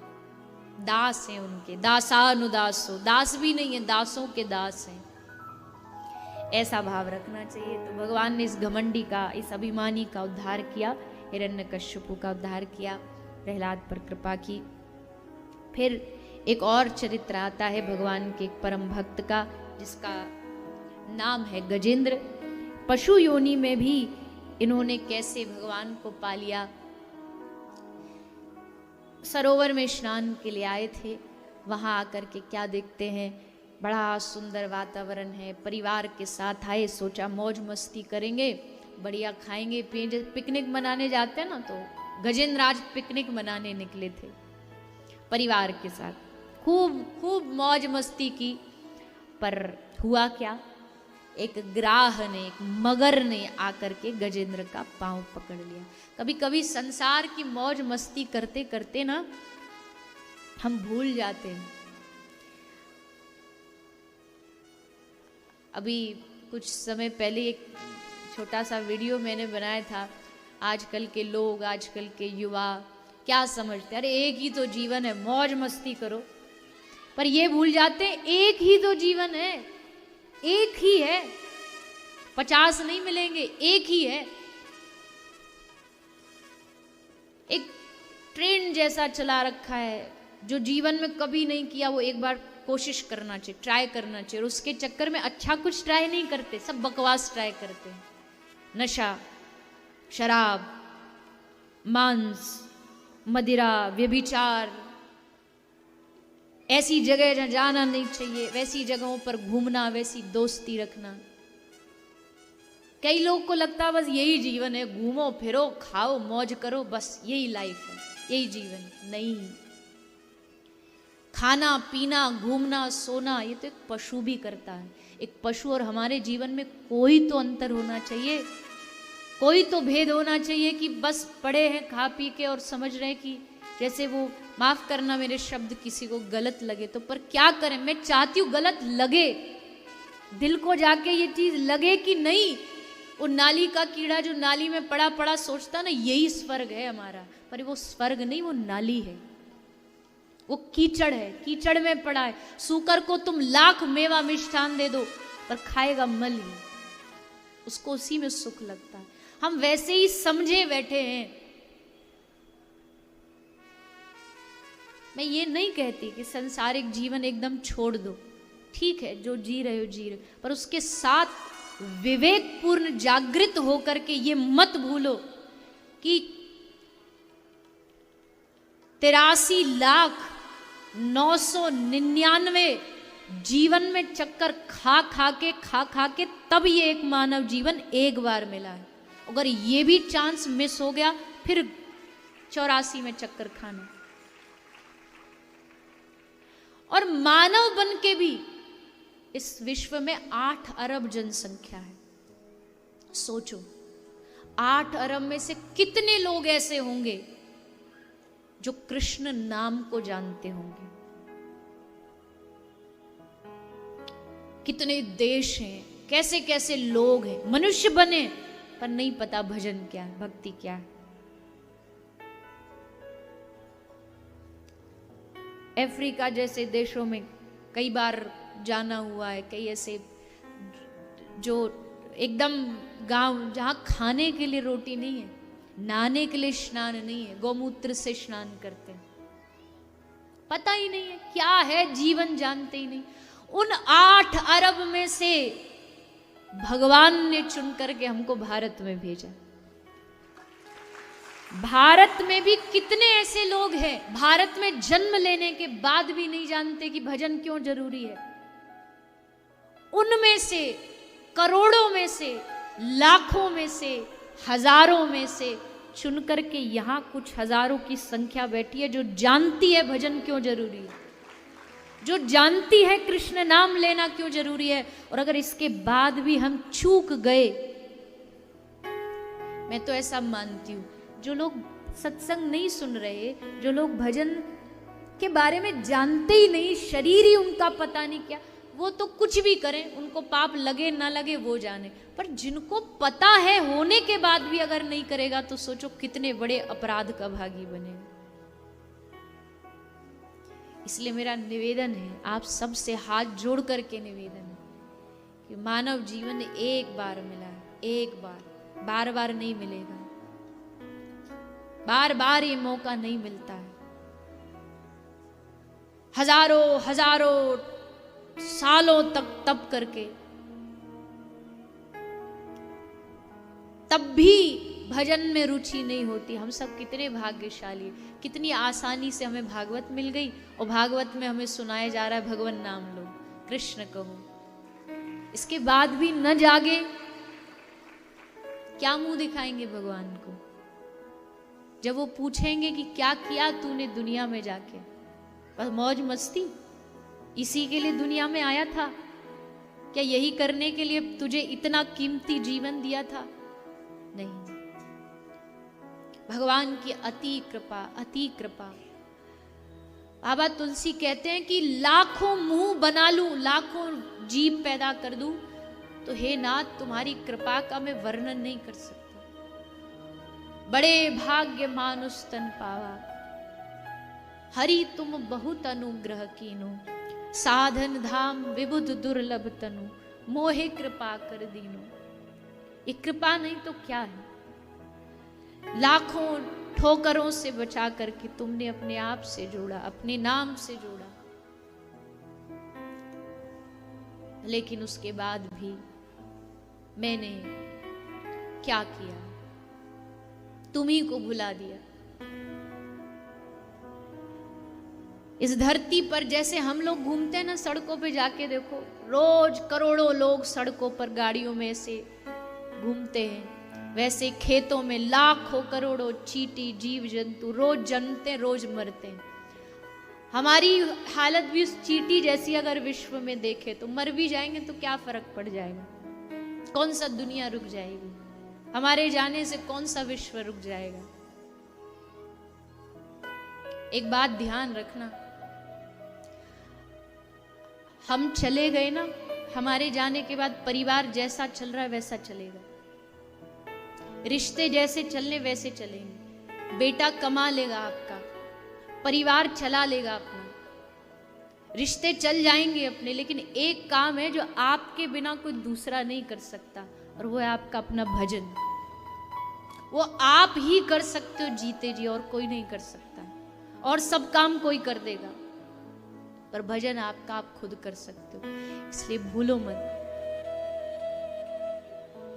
हम भूल जाते हैं। एक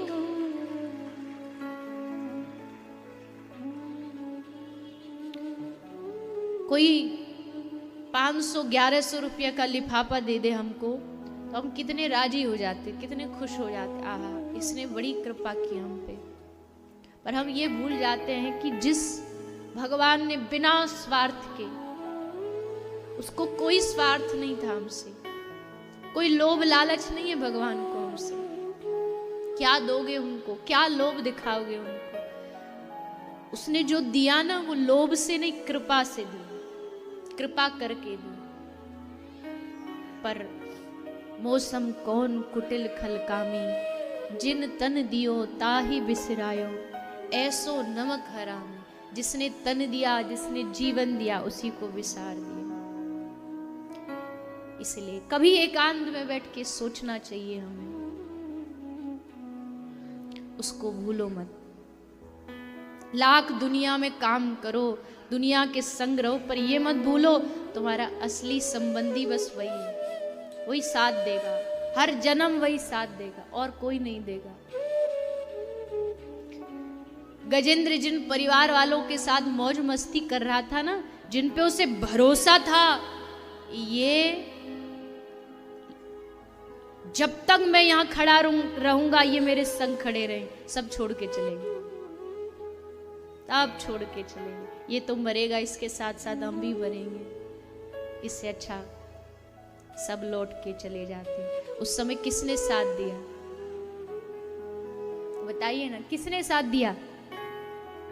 एकमात्र भगवान ने सहारा दिया, एकमात्र उन्होंने आकर के गजेंद्र को उबारा, बाहर निकाला। हम सबकी स्थिति भी यही है, गजेंद्र की और हमारी कहानी अलग नहीं, एक ही है। गजेंद्र मतलब जीवात्मा, ग्राह मतलब काल, काल हमें अपनी ओर घसीटता जा रहा है, घसीटता जा रहा है।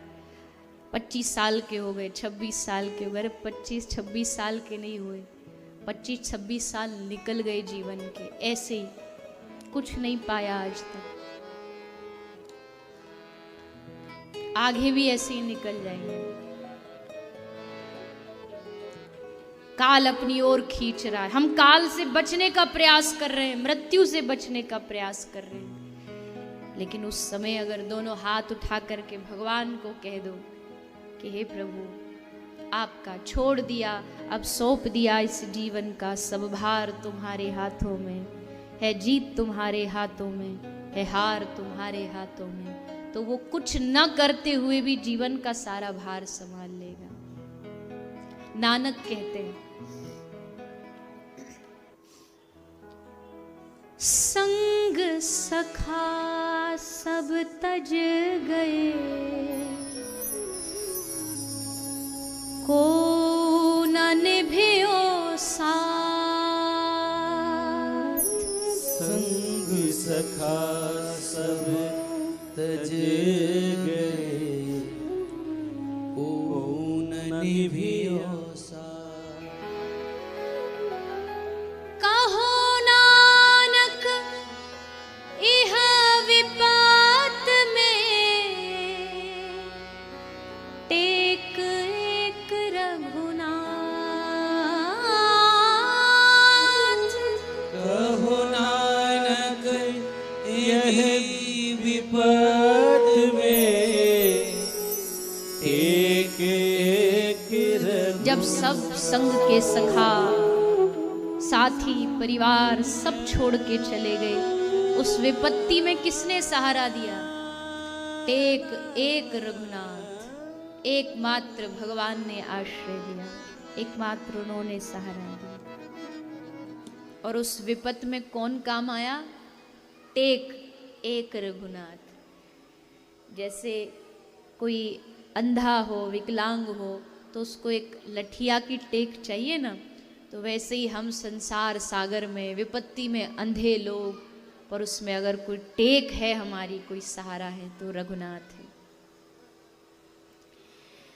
तो आज जब इस गजेंद्र ने भगवान का आश्रय लिया, भगवान का सहारा लिया, तो दीनानाथ, दीन बंधो सब मर्यादाएं तोड़ करके नंगे पांव गरुड़ की गति धीमे लगने लगी भगवान को। सोचो, गरुड़ दुनिया में सबसे तेज चलने वाला प्राणी है, पर भगवान को लगा ये गरुड़ जानबूझ के नहीं चल रहा है, ये नहीं चाहता मैं गजेंद्र को बचाऊं, इसको डर है कहीं भगवान मेरी सवारी छोड़ के गजेंद्र को सवारी, हाथी को सवारी ना बना ले, इसलिए जानबूझ के धीमे चल रहा है। रुक जा, मैं तू नहीं चलेगा तो तू सोचता है मैं भक्त को बचा नहीं पाऊंगा।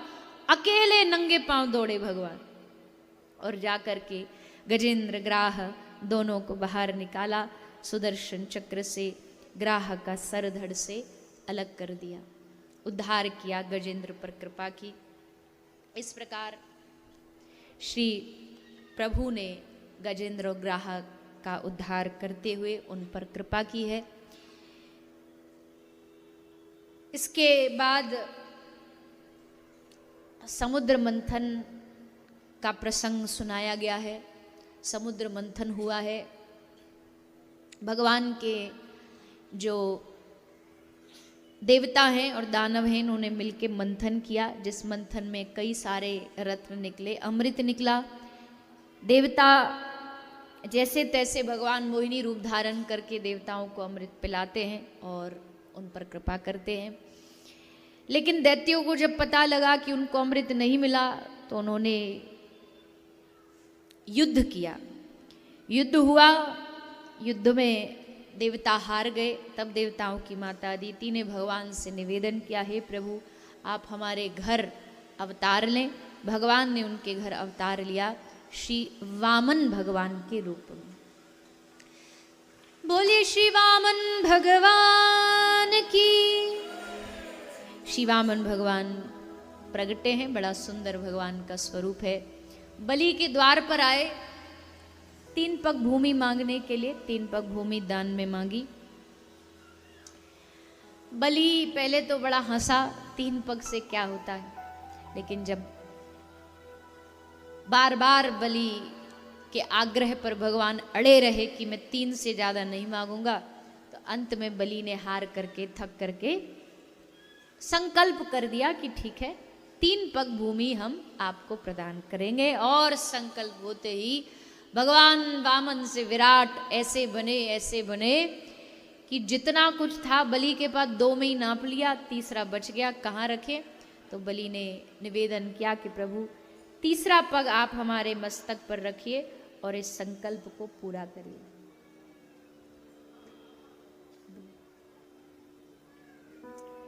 इस प्रकार भगवान ने बलि के संकल्प को पूरा कर दिया। बड़ी कृपा हुई भगवान की, वामन और बलि का इस सुंदर प्रसंग सुनाया गया। देखो, द्वार पर कोई भी ब्राह्मण आए ना, कोई अतिथि आए, कोई साधु आए, तो वो गृहस्थ धर्म का लक्षण होता है कि उस द्वार से उस अतिथि को, उस भिक्षुक को खाली हाथ न जाने दे। भले उसकी सामर्थ्य में अब बहुत नहीं है, वो अलग बात है, लेकिन हमारी जो देने की जो प्रक्रिया है, जो स्वभाव है, वो नहीं बदलना चाहिए। तो भगवान ने इस प्रकार बलि पर कृपा की, बड़ा अद्भुत ये प्रसंग है। उसके बाद भगवान ने मत्स्यावतार धारण किया, वेदों की रक्षा की, और 9वें स्कंध में भगवान के एक और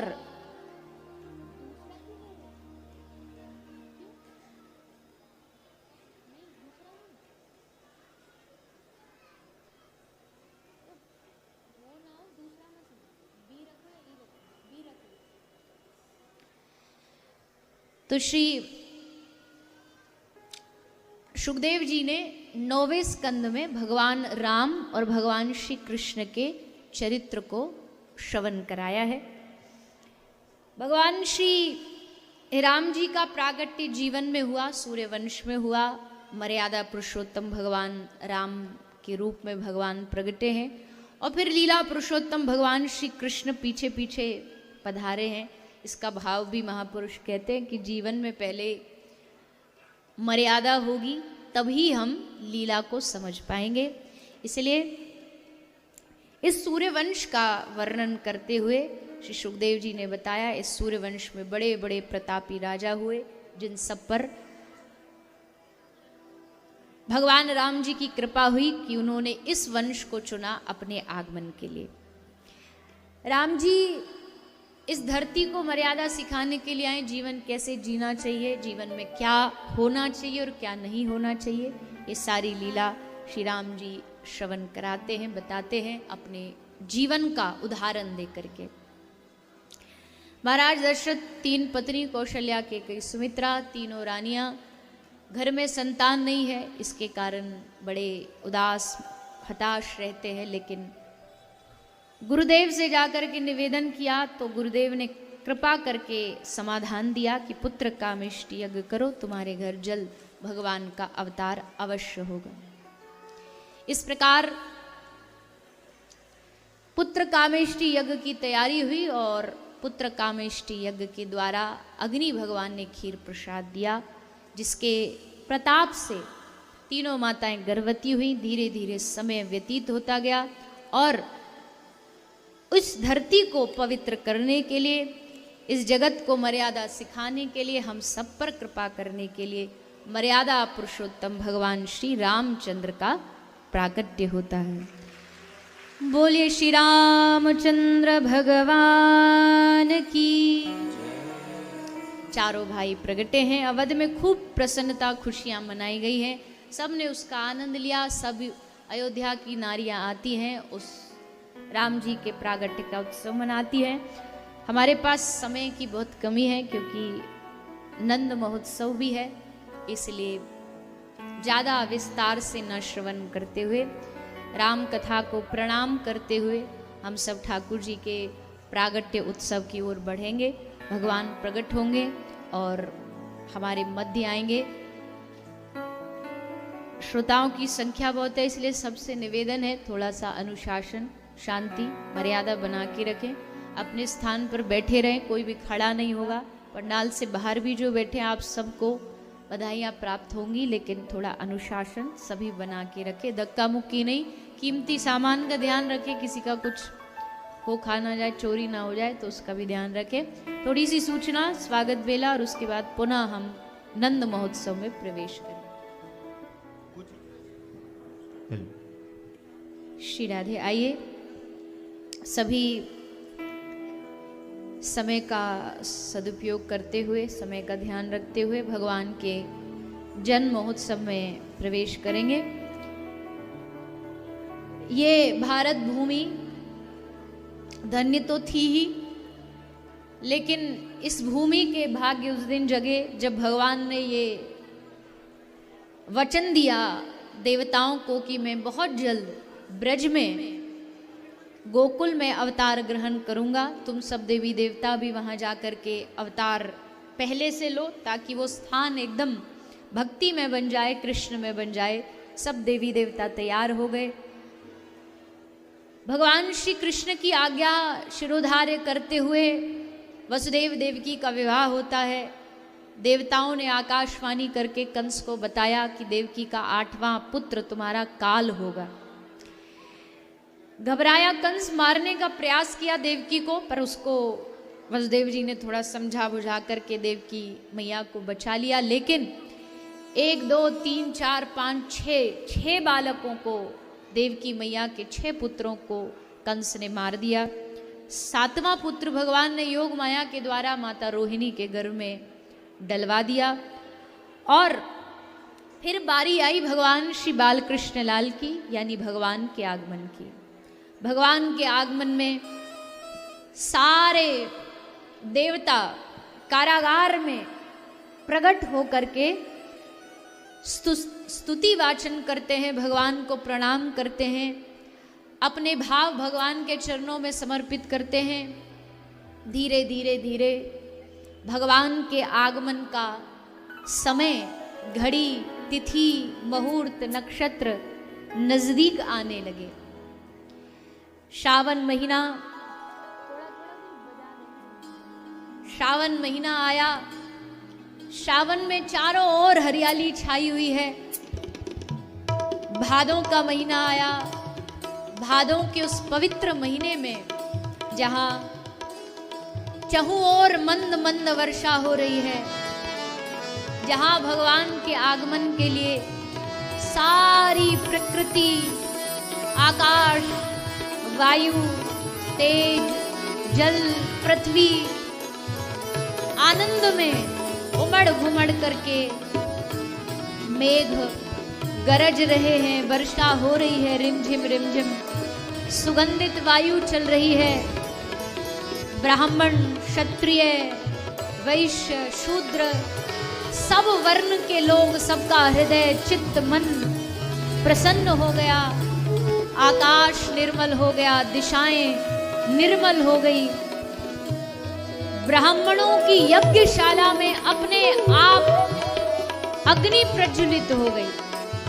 साधु, सज्जन, ब्राह्मण सबका मन निराकार का जो बरसों से ध्यान करते आ रहे थे, पर आज सबके चित्त को चुराने वाला, चित्त चोर आने वाला है। इसलिए ध्यान सब जगह से हट करके सबका ध्यान भंग हुआ और केवल कृष्ण में जाकर के अटक गया। किन्नर गंधर्व गान करने लगे, रिद्धि चारण स्तुति करने लगे, अप्सराएं नाचने लगी।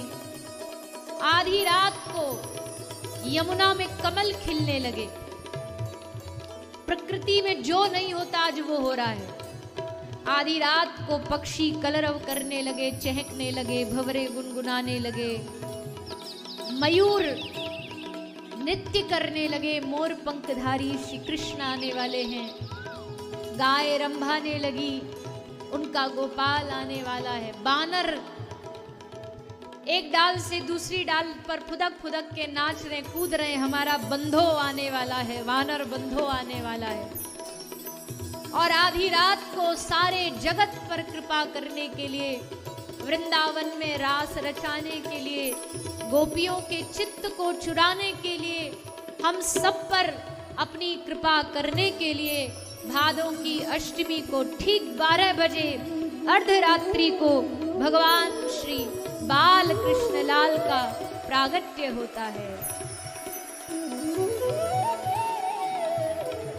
उनके उस रूप माधुर्य को देख करके चहुं ओर आनंद छाता है।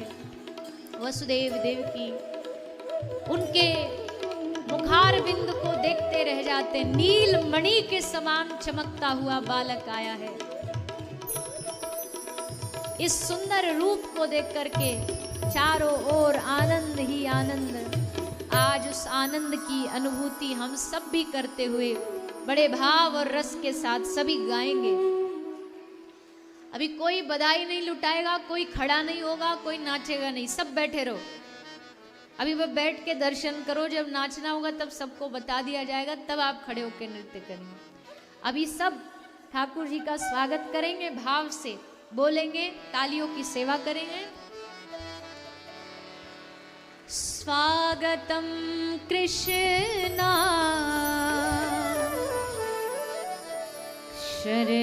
शरणागतम कृष्णा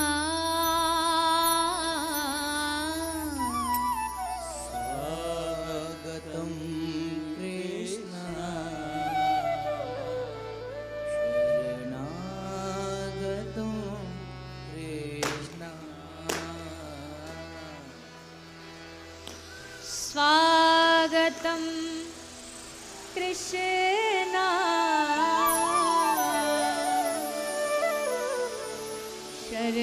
शरणागतम कृष्णा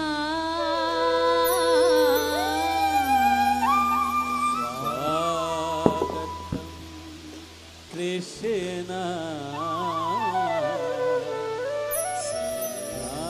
शरणागतम कृष्णा। सभी भाव से गाते हुए स्वागतम कृष्णा शरणागतम कृष्णा स्वागतम कृष्णा शरणागतम कृष्णा स्वागतम कृष्णा शरणागतम कृष्णा स्वागतम कृष्णा शरणागतम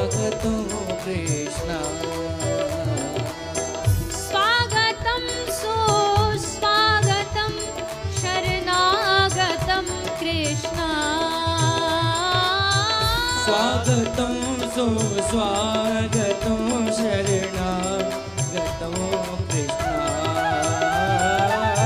स्वागतं सुस्वागतं शरणागतं कृष्ण स्वागतं सुस्वागतं शरणागतं दोनों हाथ उठा के सभी ताली बजाते हुए स्वागतं कृष्ण शरणागतं कृष्ण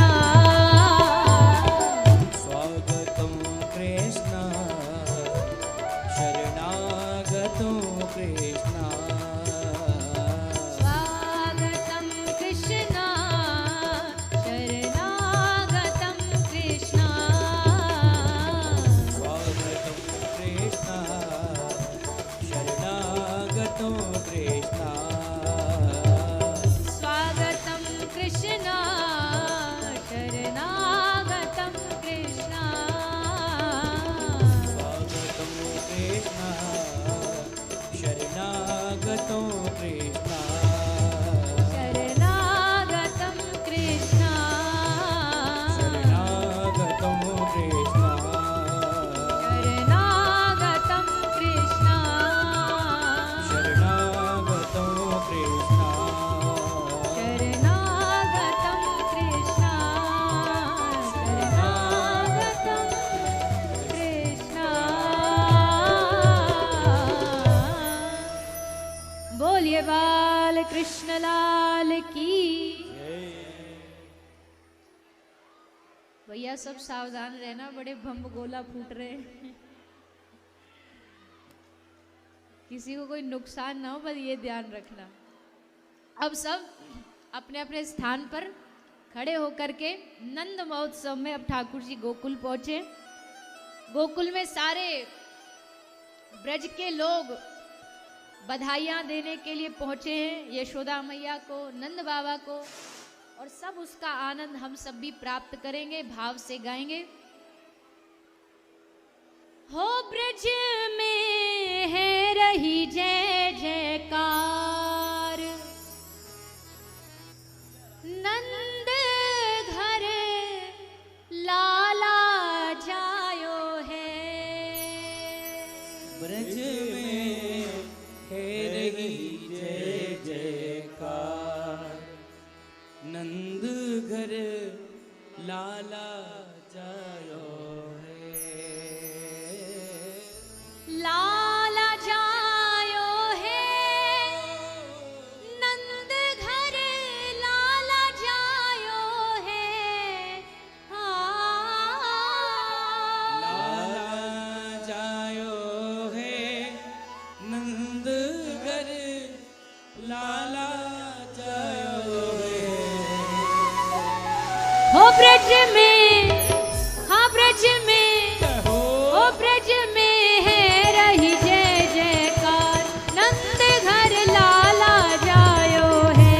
ओ ब्रज में है रही जय जयकार, नंद घर लाला जायो है।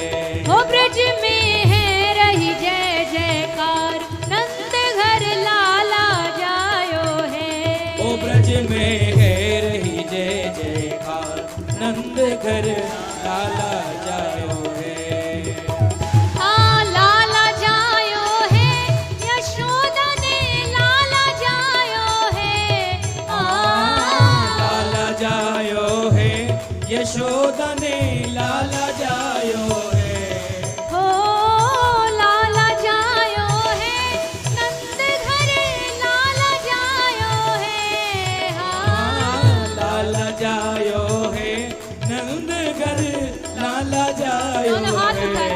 ब्रज में हो, हो ब्रज में, जय हो। हाँ ब्रज में है रही जय जयकार, नंद घर लाला जायो है। ओ ब्रज में है रही जय जयकार, नंद घर लाला जायो है।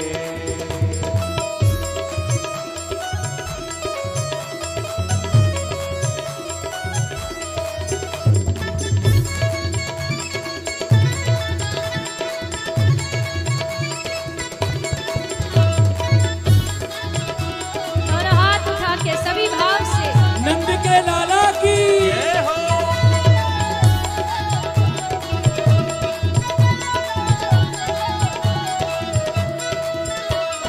यूथ के यूथ नंद घर आवे, यूथ के यूथ नंद घर आवे, यूथ के यूथ नंद घर आवे, यूथ के यूथ नंद घर आवे, बाल बाल सब हिल मिल गावे, बाल बाल सब हिल मिल गावे, बाल बाल सब हिल मिल गावे, बाल बाल सब हिल मिल गावे, ब्रह्मानंद समान आज सुख सबने पायो है।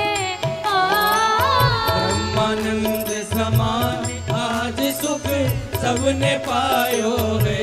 ओ ब्रज में, हो। ओ ब्रज में, हो। ओ ब्रज में है रही जय जयकार, नंद घर लाला जायो है। ओ ब्रज में है रही जय जयकार, नंद घर लाला जायो है। ओ ब्रज में है रही जय जयकार, नंद घर लाला जायो है। ओ ब्रज में है रही जय जयकार, नंद घर लाला जायो है।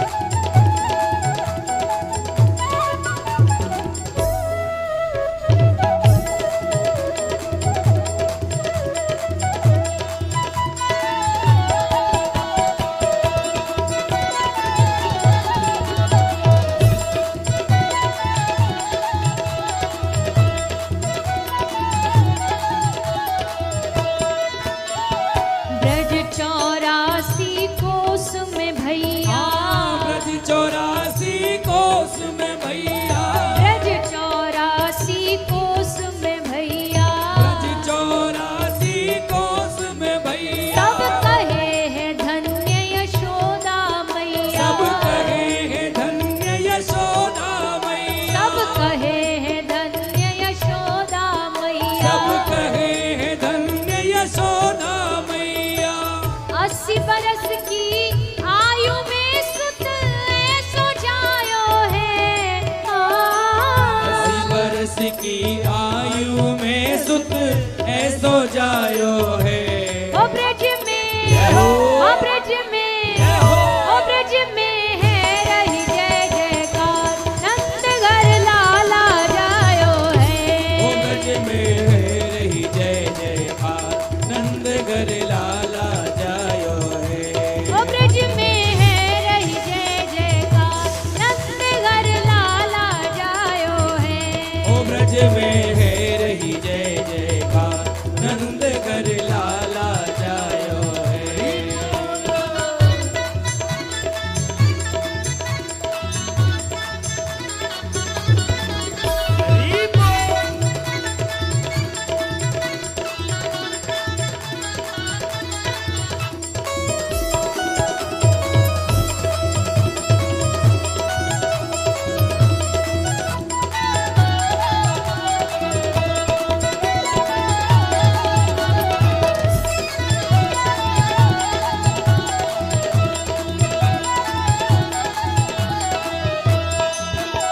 ओ लाला जायो है, यशोदन लाला जायो है। हाँ लाला जायो है, यशोदन लाला जायो है। ओ लाला जायो है, यशोदन लाला जायो है। हाँ लाला जायो है, यशोदन लाला जायो है। ओ ब्रज में ओ ब्रज में ओ ब्रज में है रही जय जयकार, नंद घर लाला जायो है। ओ ब्रज में है रही जय जयकार, नंद घर लाला जायो है। नंद यशोदा भाग्य बढ़ाई, नंद यशोदा भाग्य बढ़ा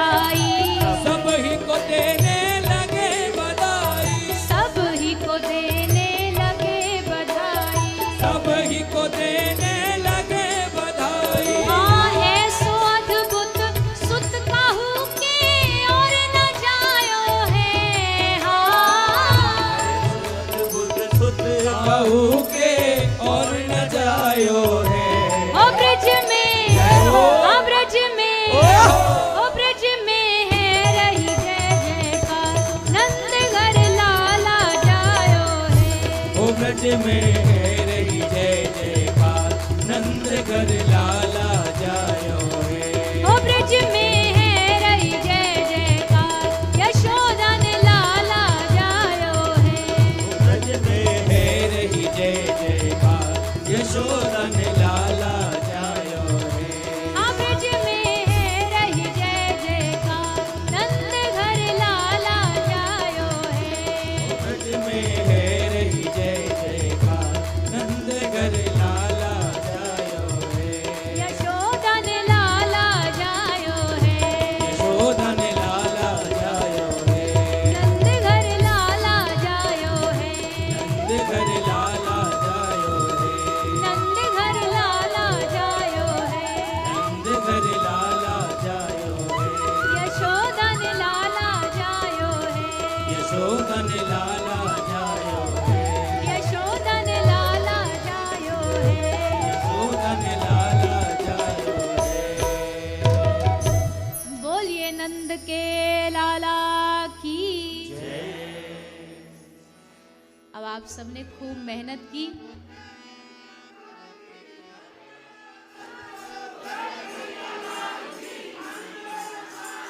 जय कन्हैया लाल की।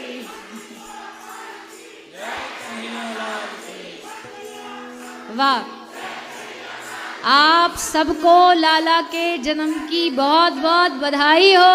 बधाई हो।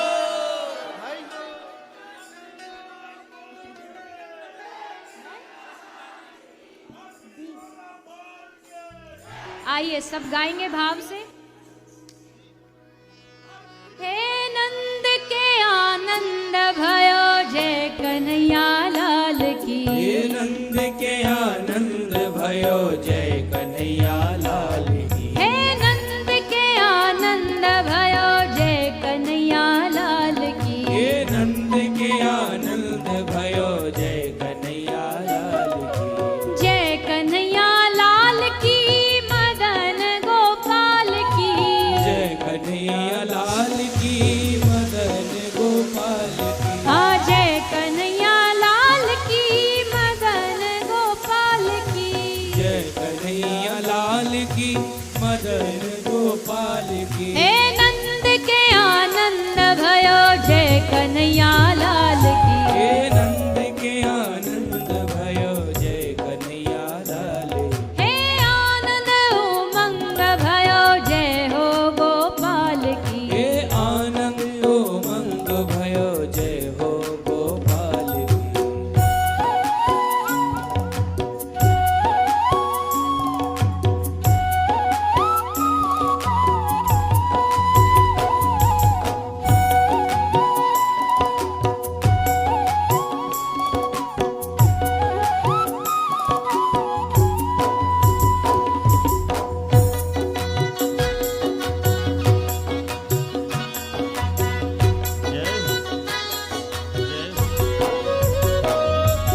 हाथी दिए घोड़ा दिए और दीनी पाल की।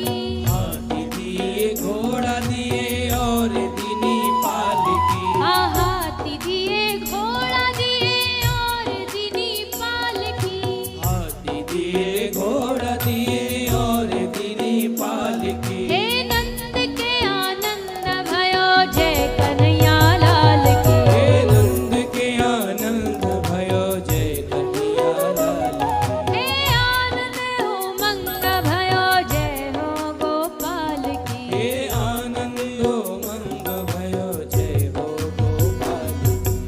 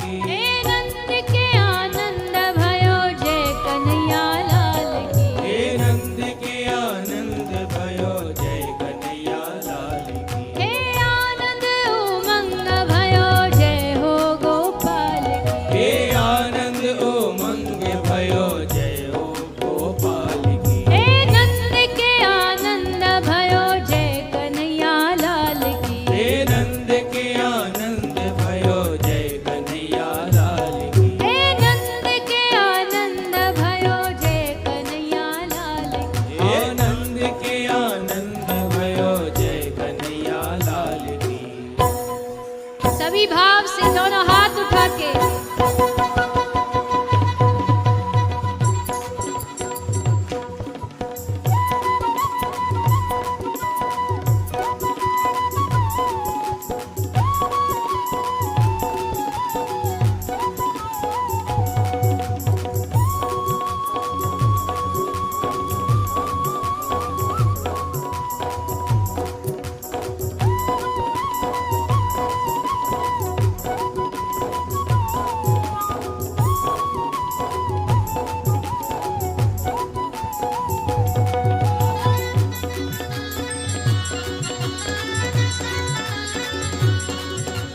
नंद के आनंद भयो कन्हैया लाल की। नंद के आनंद भयो जय कन्हैया लाल की। जय कन्हैया लाल की। जय हो गोपाल की। हाँ जय कन्हैया लाल की। ओ जय बोलो गोपाल की। हे जय कन्हैया लाल की। हाँ जय बोलो गोपाल की। हे नंद के आनंद भयो जय कन्हैया लाल की। हे नंद के आनंद भयो जय कन्हैया लाल की। हे गौए चराने आए जय हो गोपाल की। हे गौए चराने आए जय हो गोपाल की। हे कोटि ब्रह्मांड के अधिपति लाल की। हे कोटि ब्रह्मांड के अधिपति लाल की। हे नंद के आनंद भयो कन्हैया लाल की। हे नंद के आनंद भयो जय कन्हैया लाल की। हे नंद के आनंद भयो कन्हैया लाल की। हे नंद के आनंद भयो जय कन्हैया लाल की। हे नंद के आनंद भयो जय कन्हैया लाल की। हे नंद के आनंद भयो जय कन्हैया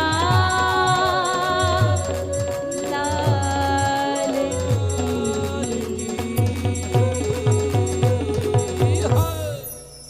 बोलिए बाल कृष्ण लाल की।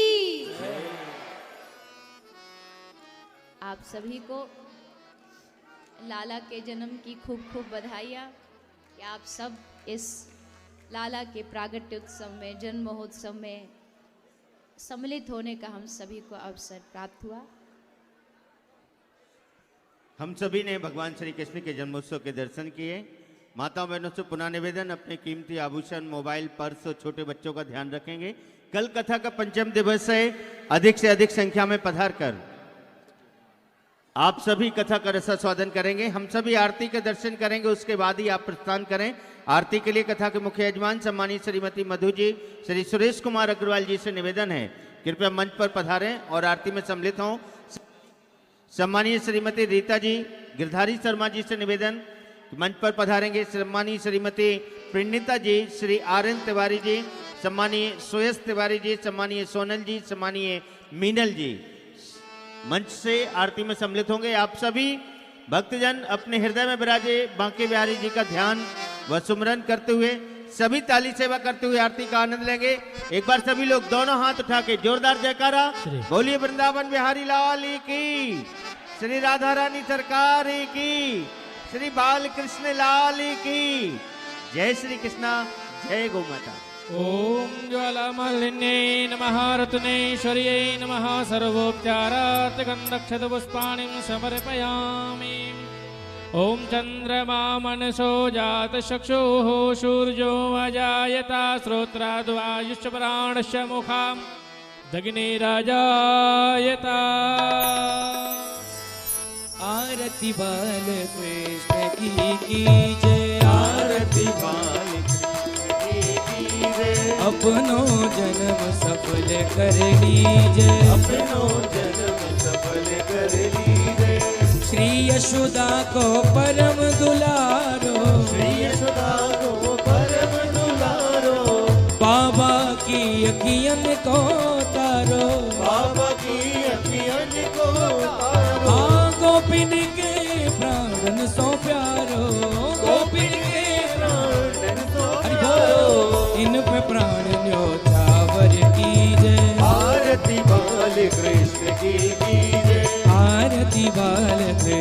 की जय। आरती बाल कृष्ण की जय। बलिदाऊ को छोटो भैया, बलदाऊ को छोटो भैया, कनुआ कह बोले मैया, कनुआ कहे करे बोलते मैया।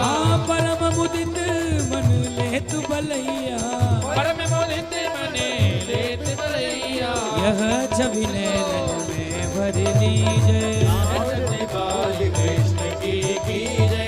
तो तरी बोलने मधुर सुहावे, उतरे बोलने मधुर सुहावे। सखन मत खेलत सुख पावे, सकन मत खेलत सुख पावे। आसोई सुकृति जो इनको ढावे, सोई सुकृति जो इनको ध्यावे। अब इनको अपनों कर लीजिए। आरती बाल कृष्ण की जय। श्री राधा वर सुकर कन्हैया, श्री राधा वर सुकर कन्हैया। ब्रज जन को नवनीत खवैया, जन को नवनीत खवैया। देखत ही मन लेत चुरैया, देखत ही मन लेत चुरैया। अपनो सर्वस इनको दीजे। आरती बाल कृष्ण की जय। अपनो जन्म सफल कर लीजे। अपनो जन्म सफल कर लीजिए। आरती बाल कृष्ण की जय। आरती बाल कृष्ण की जय।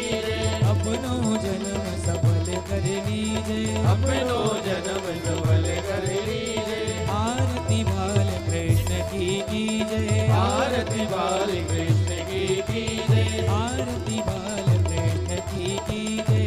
आरती बाल कृष्ण की जय। ओम कर्तो निराजनम पुष्पादिबंधनम आरोग्यार्थे आत्मादिबंधनम मंत्रपुष्पांजलिः। ओम देवो शांतिरंतर्जगो शांतिः। पृथ्वी शांतिरापः शांतिरोखदयः शांतिः पनजपतयः। शान्तिर्विश्वे देवाः शान्तिर्म शान्तिः। सर्वगुं शान्तिः शान्तिरेव शान्तिः सामा शान्तिरेधिः। हरिः ओम जतनेन जनमयजन्त देवास्तानि धर्माणि प्रथमान्यासन्नः। ते हनाकं महिमानः सचन्त चित्रपूर्वे साध्याः सन्ति देवाः। हरिः ओम एकदन्ताय विद्महे वक्रतुण्डाय धीमहि तन्नो दन्तिः प्रचोदयात्। हरिः ओम नन्दनन्दनाय विद्महे यशोदः नन्दनाय धीमहि तन्ना श्रीकृष्णः प्रचोदयात्। श्रीवन्तिकावकुलजम्बकपाटलाब्जै पुन्नः गजाति करवीररसाले पुष्पै बिल्वप्रवाल तुलसी दलमञ्जरी भेतां पूजयामि जगदीश्वर मे प्रसीदा। नानासुगन्धपुष्पाणि यथा कालोद्भवानि च पुष्पां जलर्मया दत्ता गृहाण परमेश्वरः। मंत्रपुष्पांजलिं समर्पयामि। श्रीमद्भागवत महाप्राणपुरुषोत्तमाय नमः। बोलिए भागवत महापुराण की, वृंदावन बिहारी लाल की, व्यास जी महाराज की, सुखदेव जी महाराज की, राधा रानी सरकार की, सतगुरुदेव भगवान की, नंद के लाला की, नंद के लाला की, नंद के लाला की। जय जय श्री राधे, जय जय श्री राधे, जय जय श्री राधे।